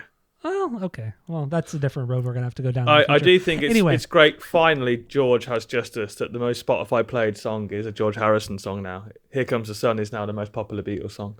Is it really? Justice. Yep, go to Spotify, bro. No It's shit, number okay. one. All right. I believe I'll you. put money on Out it. of all Beatles songs, that's the one. Here Comes the Sun. Yep. So I guess George, because it's so childish. Like even you could play that to a 3-year-old and they're gonna love it. You know. Oh, what I mean? sing it to It's so Leo all the universal. time. Here comes my son. Do do do do. He loves it. He loves music so Yes, much, though, exactly. man. Like That he that's what loves I mean. Weirdly. It can He be loves played to Black anybody. Sabbath and Harry Styles. That's my child's music. Ooh, And Macklemore. okay. It's interesting. Yeah. that's Yeah. it's kind of a weird one. Got to stop playing in Macklemore though because there's a lot of cussing and he is starting to understand words. I do not want my son's first words to be motherfucker. Anyway, Reckoner. Jeff, why have you Yes. put this as your 2B? Go on. This Gosh. edit is going to be now that you mentioned it a little bit earlier. This edit is going to be it's going to be Yeah, fun. free flow, bro. Yeah, Yeah, that's 0 and true. 2. 0 and 2. Now watch Oh, this it's one. Reckoner. Moving on. All right. We are clearly like in like the down slope here, right? Like when you're skiing and you're kind of almost at the end here. We are clearly like in the end game here, going towards the finish line. We are. So do we have anything else on Reckoner? It's a musically, great song, lyrically, but what it is do we my think? 6B. No, that's it. That's okay. That's fine. All right. That's So all right. so my 2B real quick. I mean, we talked about what 4 of the Yeah. songs, 4 of the 10 songs here. Yeah. A couple of other things I want to talk about were some of the not the Go extracurriculars, for it. but some of the things surrounding the album, like how they released it. They had essentially left EMI because the record label got bought out by some private equity firm, and they were trying to rearrange things, and they were pissed off about it. So they're like, pretty much fuck you to them, and they released this album. Pay what you feel. Yeah. Pay whatever you want, $0 to $1 million, however much you want. And which was It preempted kind of Beyonce, revolutionary at the who time. got weirdly more credit for it because she's Radiohead are big, but Beyonce is a fucking brand. Yeah. She's Beyonce. But yeah, Josh Freese was kind of doing this. He did this shit like 2 years later, but Josh Freese took it to the next level with all the different tiers and everything. Like he kind of revolutionized that aspect of pay whatever you want. But yeah, Radiohead they're pretty much kind of like what the was first cool guy, is like this record big kind of popular band to do this kind of thing. Yeah, and it came out of nowhere as well. It just went, tomorrow we're dropping a record. Pay what you want. There you go. Bang. No press. No. Yeah, It was everyone gets it. I love that. Let the music speak for That's itself. how everything no hype should be. campaign. Yeah, That's how everything should be. No hype. Oh, I'm with you. I know. No hype. I love no hype. No hype. You I love no hype. hype. God, I get out love of here. no You hype. don't love, what are you talking Hype is about? the You love worst. hype. All we Hype do is is the in our worst. little fucking Discord is talk about the next episode. What we're gonna do. That's all we talk about. Yeah, hype sucks. That's sucks. hype. Get the fuck out of here. Hype sucks. You love hype. Hype is everything. Hype sucks. What a boring like nun life you fucking live. Like if you're gonna have hype, get the fuck out of here. If you're gonna have hype like Okay, 2 days how about before. this? That's like 2 days. Excitement is good. 2 days, but my hype as a marketing capitalistic tool is bad. It's great to be excited about something. Is disgusting. Yeah. Excitement is hype is a That buzzword is what created hype by is. corporations Excitement. to Yes. sell fucking pre-sales, whatever pre-sales are. Either, as you say, either you buy it or you don't.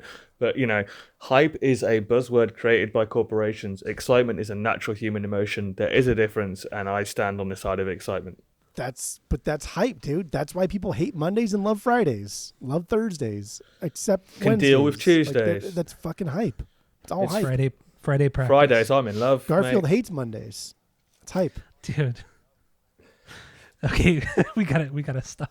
I don't like I just wanted to bring up. I I thought it was really cool you that said they did like that. Josh Freese revolutionized fucking like the pay to play thing. Like, Well, it wasn't pay to No, play. It was just come like on. let's have the different Or- tiers. Like, yeah. you could pay $10 for the record, or you could pay $50 for like an autograph, or you could pay $5,000 to go to Disneyland with me, but like nobody fucking cares because it's Josh Freese. Nobody knew who the fuck he was back then, even now. But people actually did it. Like he actually sold like 7 of those, like yeah, $5,000. unless I'll you're go a to Disneyland drummer with you. or unless you're from Southern California, you know fuck Josh Freese is.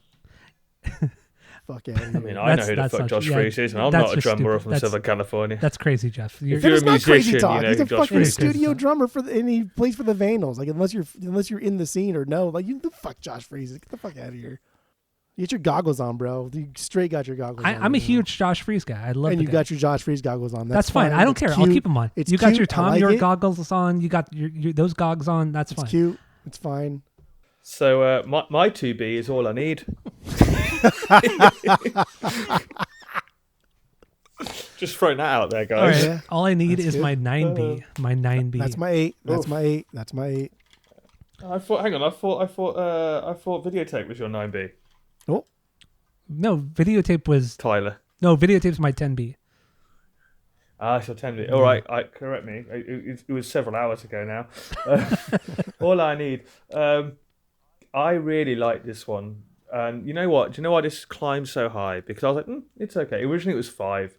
And then I kept just walking, going. it's that bass line, right? The bass line carries the song. That's why you like it. Yeah. Birdum.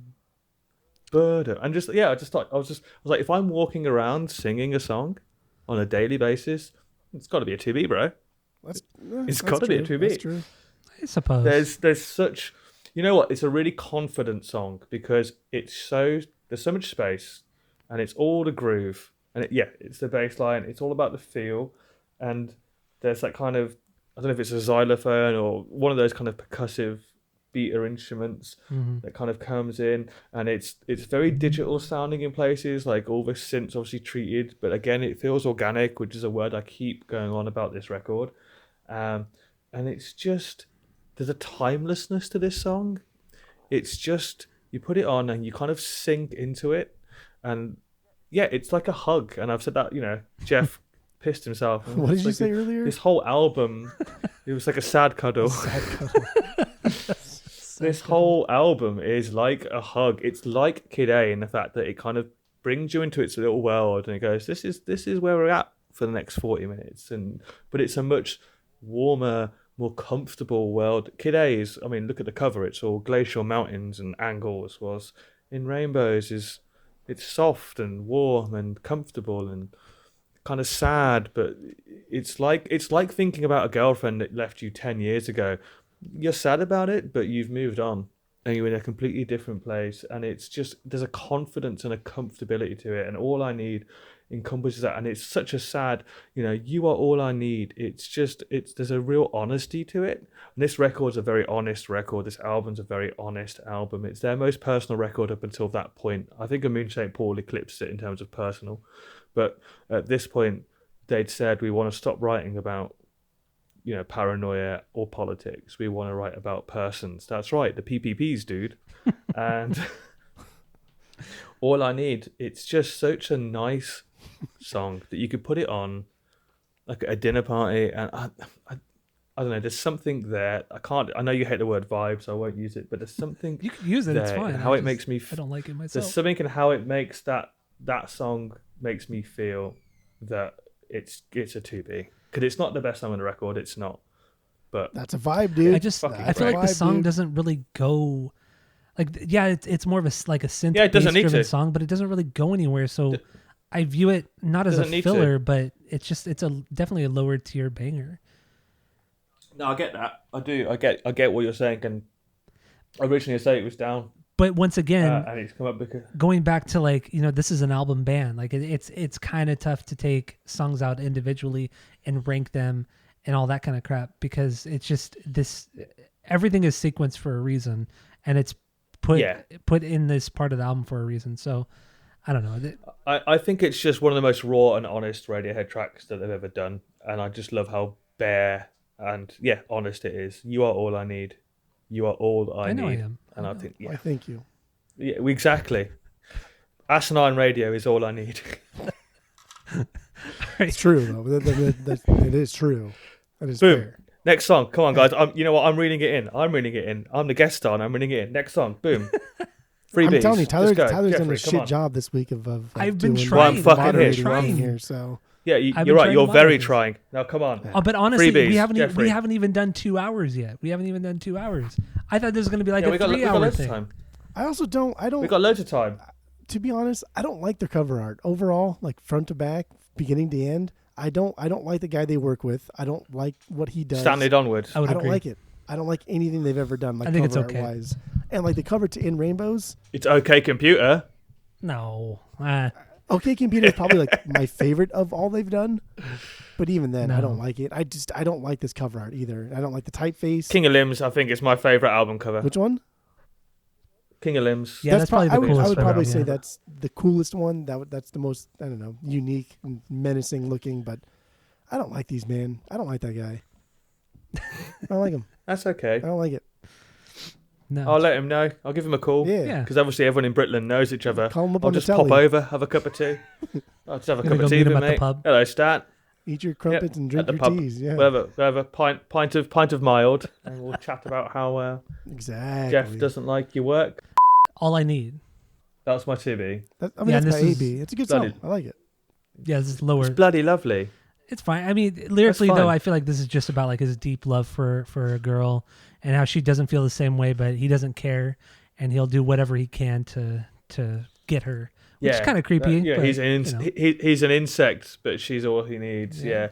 Like the nicest thing about guys genuinely is no matter where he places these bees, to me they it's more like everything is in its right place and like just like the kid. This is an album of bangers. This is an album of bangers, and as such, the genuine place. Like, to me, the hardest part was being like, oh, that can't be a 5B because it's so fucking good.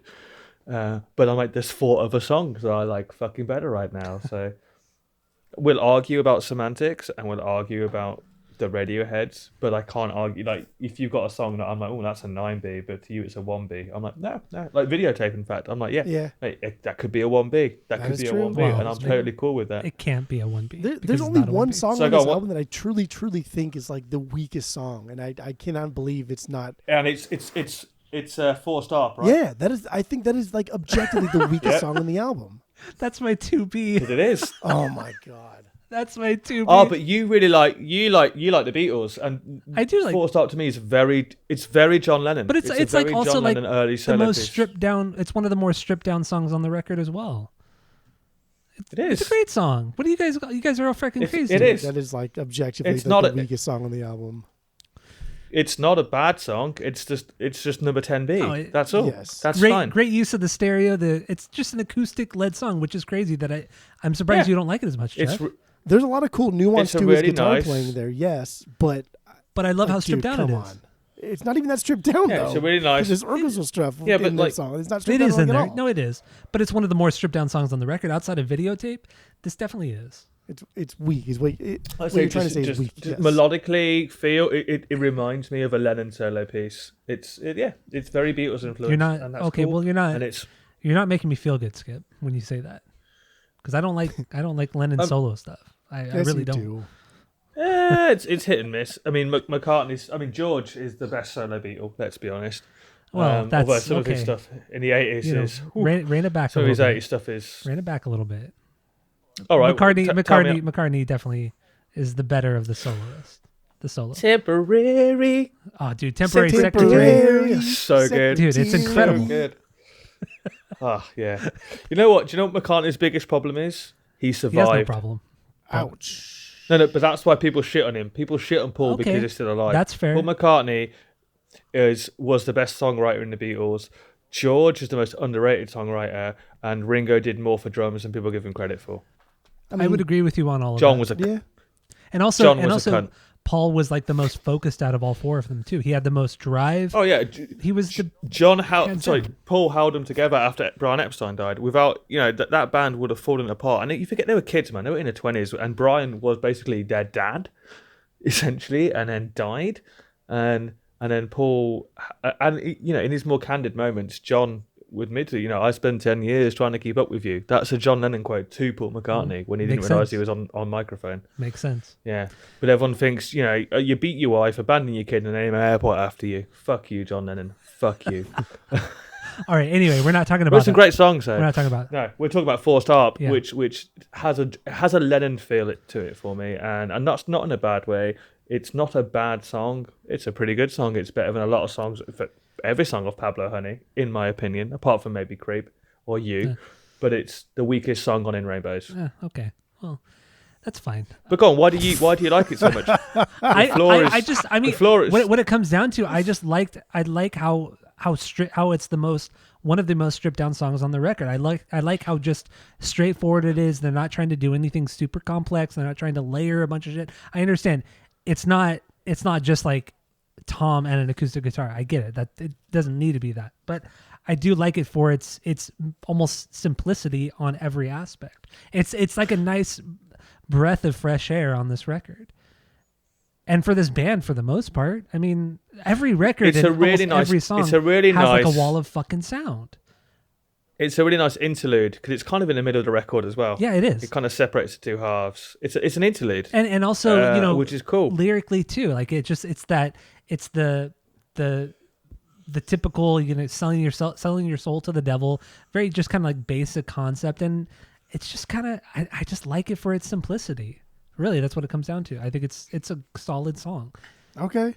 Oh, so it's classic punk rock Tyler. That's Well, that's not I classic. hear that you Oh just my don't like God. Radiohead and you're choosing the least Radiohead sounding song to love. But that's So I get that's it. stupid fine. because That's my fine. 1B was 15 steps. You're right. It is stupid. It is No, wait. stupid to pick that song. What? Got him.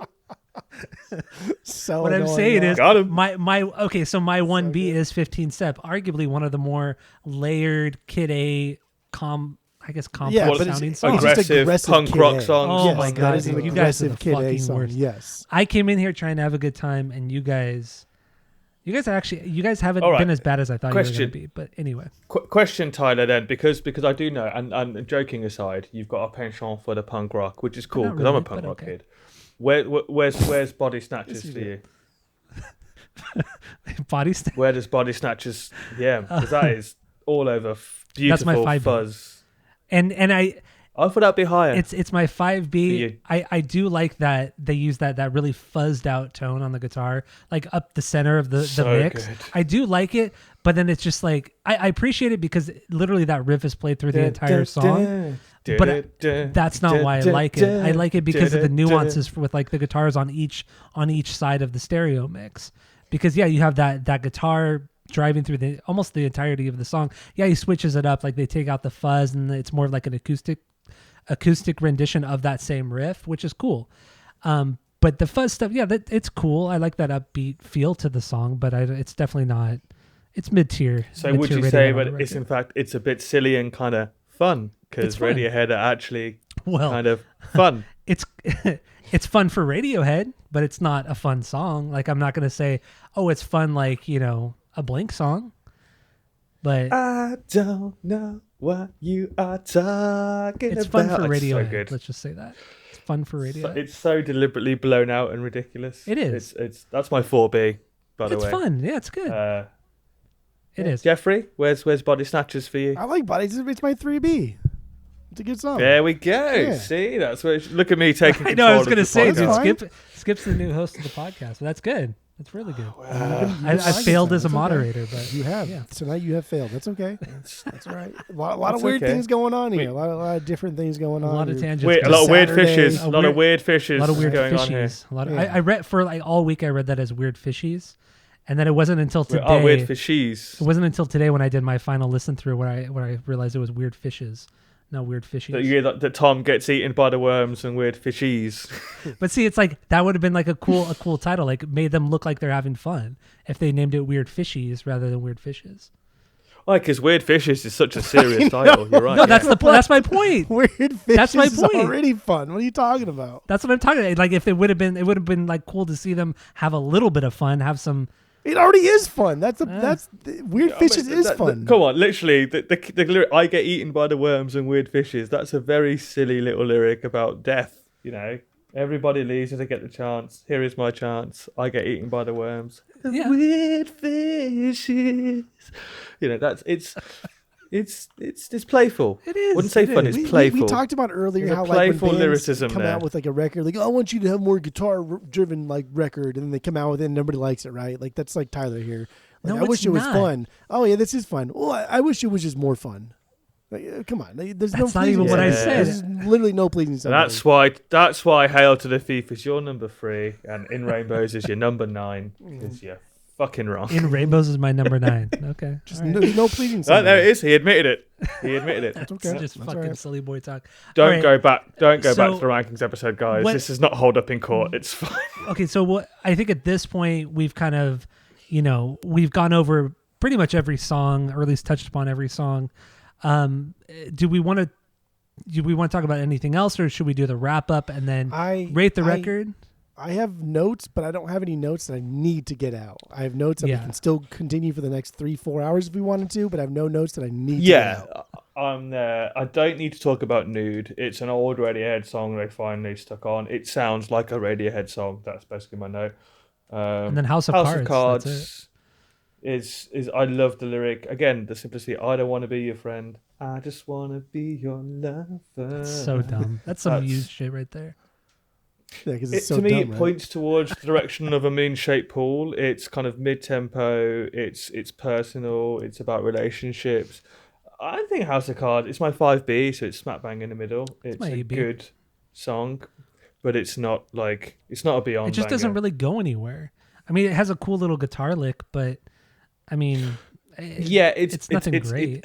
but it's it's not as characterful as All I Need, but it's that kind of mid tempo. Yeah. It's a really nice song, but it's a banger, but it's a lower banger. Yeah, for sure, So, lower. yeah, tier. not forced up lower. No. But you know, nah. All right, so let's give our final thoughts on this record, each of us, and then we'll rate the record based off of our world famous 3-point rating system, where 3 is a perfect album, 2 is a good album you're going to continue to listen to, 1 is a bad album, but give it a shot, and 0 is the worst thing you've ever heard. So what do you got, Jeff? Go. I like Radiohead because I do think they are fearless. I think they are fearless because music is a subjective outlet to where you can do whatever you want, but as we see time and time again, that is not the case. And especially Radiohead with like 6 albums on Capitol, like labels don't like you to do weird things. They want you to do the tried and true. They want you to do the same thing over and over that sells. And for them to have every record that they put out after Pablo Honey just be fucking so much different than the previous and be successful at it. They are fearless. They are unique. They're one of like rock's most influential bands of like the past 20, 30 years. They surprise us of every turn. They are super creative, and I think that ultimately that's what we want in music, good or bad. I just want you to be creative. I want you to do something different. I want you to get out of your comfort zone, and I want you to be better. I want you to feel like you did a good job. In Rainbows, I feel perfectly captures all of that, especially in like Tom's vocals. And we didn't really talk about how like Tom really embraced like his vocal range on this album and how he doesn't like his high-pitched vocals, and he thinks some of that stuff is kind of goofy and effeminate, but he did it anyway. And now he is a better singer for it. He is pushing his own boundaries. He's becoming a better singer, a better songwriter, a better like partner to his bandmates, to his extracurriculars, to everything. Radiohead is something that is just, like people gush over Radiohead and like, oh, I fucking hate Radiohead because their fans are annoying.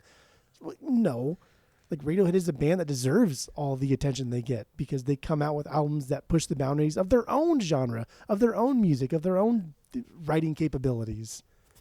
They are bigger. They are better than what you think they are. Always. Even when they're bad, they are better than what you think they are. And it's just, again, this is what separates like good songwriters from great songwriters. And Radiohead will always be great songwriters, even when you think that they're only good songwriters. This album is perfect through and through, front to back.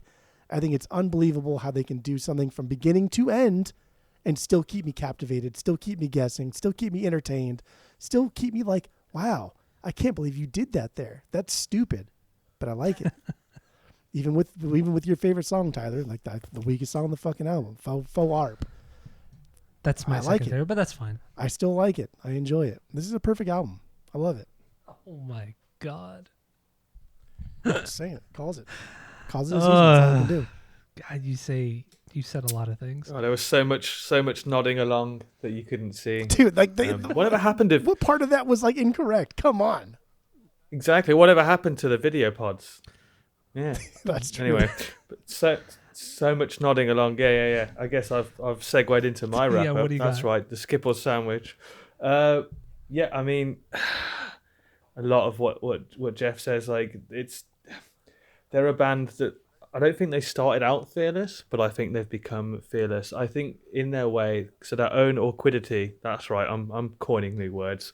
Their awkwardity is their greatest strength. They're a bunch of awkward, middle class Britland men who are very capable of being in their own company, and each record they've built upon, and each record, how many bands get to release just one era or genre defining records? Radiohead have done 2 or 3, depending on your feelings towards certain albums.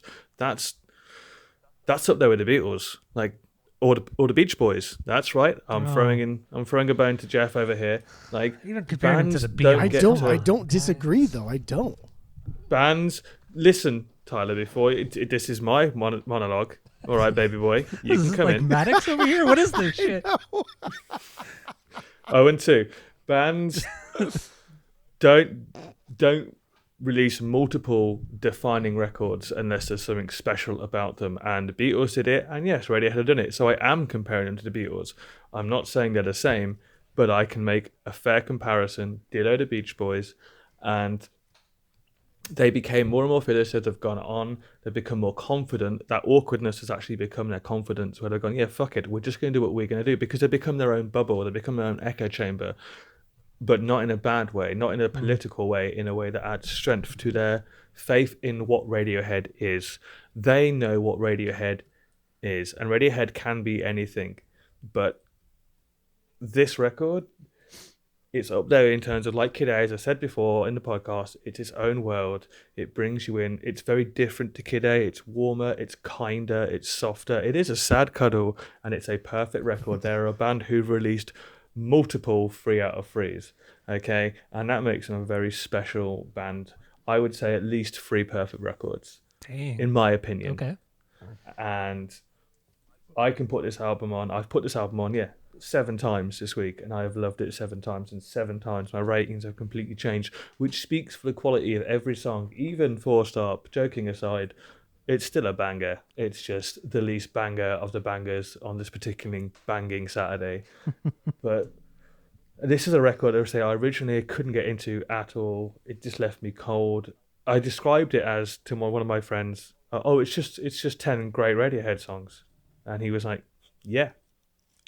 And I was like, oh, hang on, it's 10 great That's true. Radiohead songs. That's true. There's no filler. It's a concise 42 minutes. It's a very human record for a band that often are Self-indulgent. kind of described as very unhuman, as very cold. And so I think there's a real beauty in that album, and it's Wild of the Kingdom as well. But yeah, all in all, 3 out of 3. I've rambled long enough. This is a perfect record, and there's no comparison to this and Absolution, or this and a rush of parachutes to the Coldplay, Milo's, and Lotto Heads. No fucking Fuck them comparison. both, man. All right. Yeah. You've concluded Britland's season with a perfect album, and if you don't give it a 3 out of 3, Tyler, considering you don't do it often, I don't do it often. I think we all know what's going to happen. He's But you're going to not right gonna now, do right? that as 'Cause spite, so just be prepared. 2.99, yeah? Be prepared. All 2.99. right. I'm not a huge Radiohead guy. I never have been, but I do agree with you guys. Kid A is an incredible record, and that is a perfect record, hands down, without a fucking doubt. In Rainbows, I think this is a great a great combination of everything, the best that they've. This is a combination of everything they've ever done, and done it the best way that they can. I've never been a huge So it's fan. a 3 out of 3. No, I've never been a huge fan of like the OK Computer era, and obviously the first 2 records. But there's definitely elements of that on this record. But the stuff that they throw in there from like the Kid A era with all the electronic stuff, the layering and all that kind of stuff is truly impressive, and it's fantastic. And I feel like that's really where the band shines. But that's also, I feel like all they really have are just like the layering, the nuances, the production, which is fucking amazing. But it can also take away from the songs individually. And that's kind of where my issue is with this record. Like if you take the songs out by themselves, they're good, yes, but they're not perfect songs. This is a record that has to be listened to front to back. And I really, really do like this record. And we just spent 2 hours on this thing, so I'm not going to go any further. There we go. I'm not going to give this a perfect rating because I don't think it's a perfect record. I'll give this a 2.75 out of 3. So yeah, 3 is a perfect album. 2 is a good album. 1's a bad album, but give it a shot. And 0 is the worst thing you've ever heard. Sorry, you broke up there, Tyler. I think you said 3 out of 3. No, but I it wouldn't. sounded It's definitely not a 3 out of 3. Well, it's not that it's not definitely, but my I'm just gonna say it's 2.75. So to sum up your sum up, it's the best of they've done. It represents them in the best way, but it's not the best. Is that what you're saying? Yes. It's the best. Okay, no, okay. Let me rephrase it. It's the best of what they've done in the 90s and the best of what they've done post Kid A. So it's the best of both eras, no, because but it's because not both the best. because the Okay. 90s era, the first 3 records, they're definitely questionable. So that's why it sits lower that's than fair. Kid A. But it's the best of both worlds, which I understand. This is why people really love it's this below record Kid A. because it has a lot of elements from especially OK Computer. It has a lot of those fucking elements, stuff from the Bends as well. But really, honestly, Kid A is more, the pinnacle. It's more human. It's more human than Kid A. It's more like a band. Yeah. Exactly. Like really, like this, like when you ask like Weezer fans, like true Weezer fans will usually say, if not always say, that Pinkerton is their favorite. Like Radiohead fans, like In Rainbows should be their favorite, or it at least should be like what we say, like objectively this is probably their best, but it's not my favorite. Like In Rainbows is kind of like their Pinkerton, their thing that is kind of cast off to the side a little bit. But like the true Yeds know. The true Yeds know that it's their most emo record. Well, in the way that Pinkerton is. That I feel like the Weezer. If you're going to compare this album to Weezer or them to Weezer, I would compare In Rainbows to Everything Will Be All Right in the end, and that it came. No. But listen to me. No, it came. No, I'm saying it's a latter day Purple Patch. Yeah, it came later in their career, but it arguably it's just as good as Blue. It's not as good as Pinkerton, just like this isn't as good as Kid A. Like Kid A sits completely separate from the rest of Radiohead's discography, much like Pinkerton does. But I feel like Everything Will Be All Right in the end was trying to be Blue. This is not trying to be Kid A. It's more trying to be like OK Computer, mixing elements of latter day, or I guess no, that's the difference. It's a continuation of Hail to the Thief, and it's trying to be something else. It continues Hail to the Thief, but melds the electronic and organic elements better. Okay, yes. It's just Hail to the Thief was a stepping stone record to In Rainbows, in my opinion.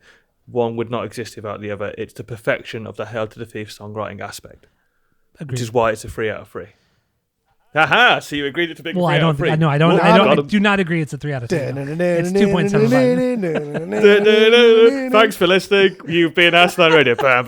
Like, subscribe. But anyway, you guys gave this a perfect 3 out of 3. I give it a 2.75, which 3 out of 3. I'm gonna spin this tonight, Ash. I'm fucking pumped. I'm about to play some Mario vs. Rabbids on Switch. I'm gonna spin this tonight. No, I'm gonna spin. No, I'm not gonna do this. But anyway, he's gonna get in Rainbow. So we're all good. We've been going on for quite a while. I know it's really late for Skip out in Birmingham. So yeah, thanks again, Skip, for being on the podcast. It's always a good time when you're on here. It's genuinely been great. Like I've had a great time. We've talked Radioheads. We've talked stuff outside of Radioheads. It's been a year. It's been great. Thanks guys. And 2.75 is. It's right. an opinion, okay, and I'm okay with it. I'm okay with it. It's wrong. It's objectively right. Yeah. It's okay. It's okay. If you just didn't throw perfect albums out every week, I'd be less offended. I rarely ever throw a perfect. That's the point. All right, exactly. Okay. Every fucking Tom, Dick, and Harry gets a perfect 3 out of 3, except for this. If you have scored, and I don't know the scores, if you've scored Absolution higher than this, I'm going to buy a plane ticket and I'm going to fucking end you. I would like to see you buy a plane ticket. You just wait till this fucking Absolution episode drops. Oh god. I keep forgetting Skip hasn't even heard it. You're a dead man. I don't like. Our friendship is terminated. I will stop subscribing. You've lost your number one listener. You can cyberbully all you like, and I won't fucking know about it.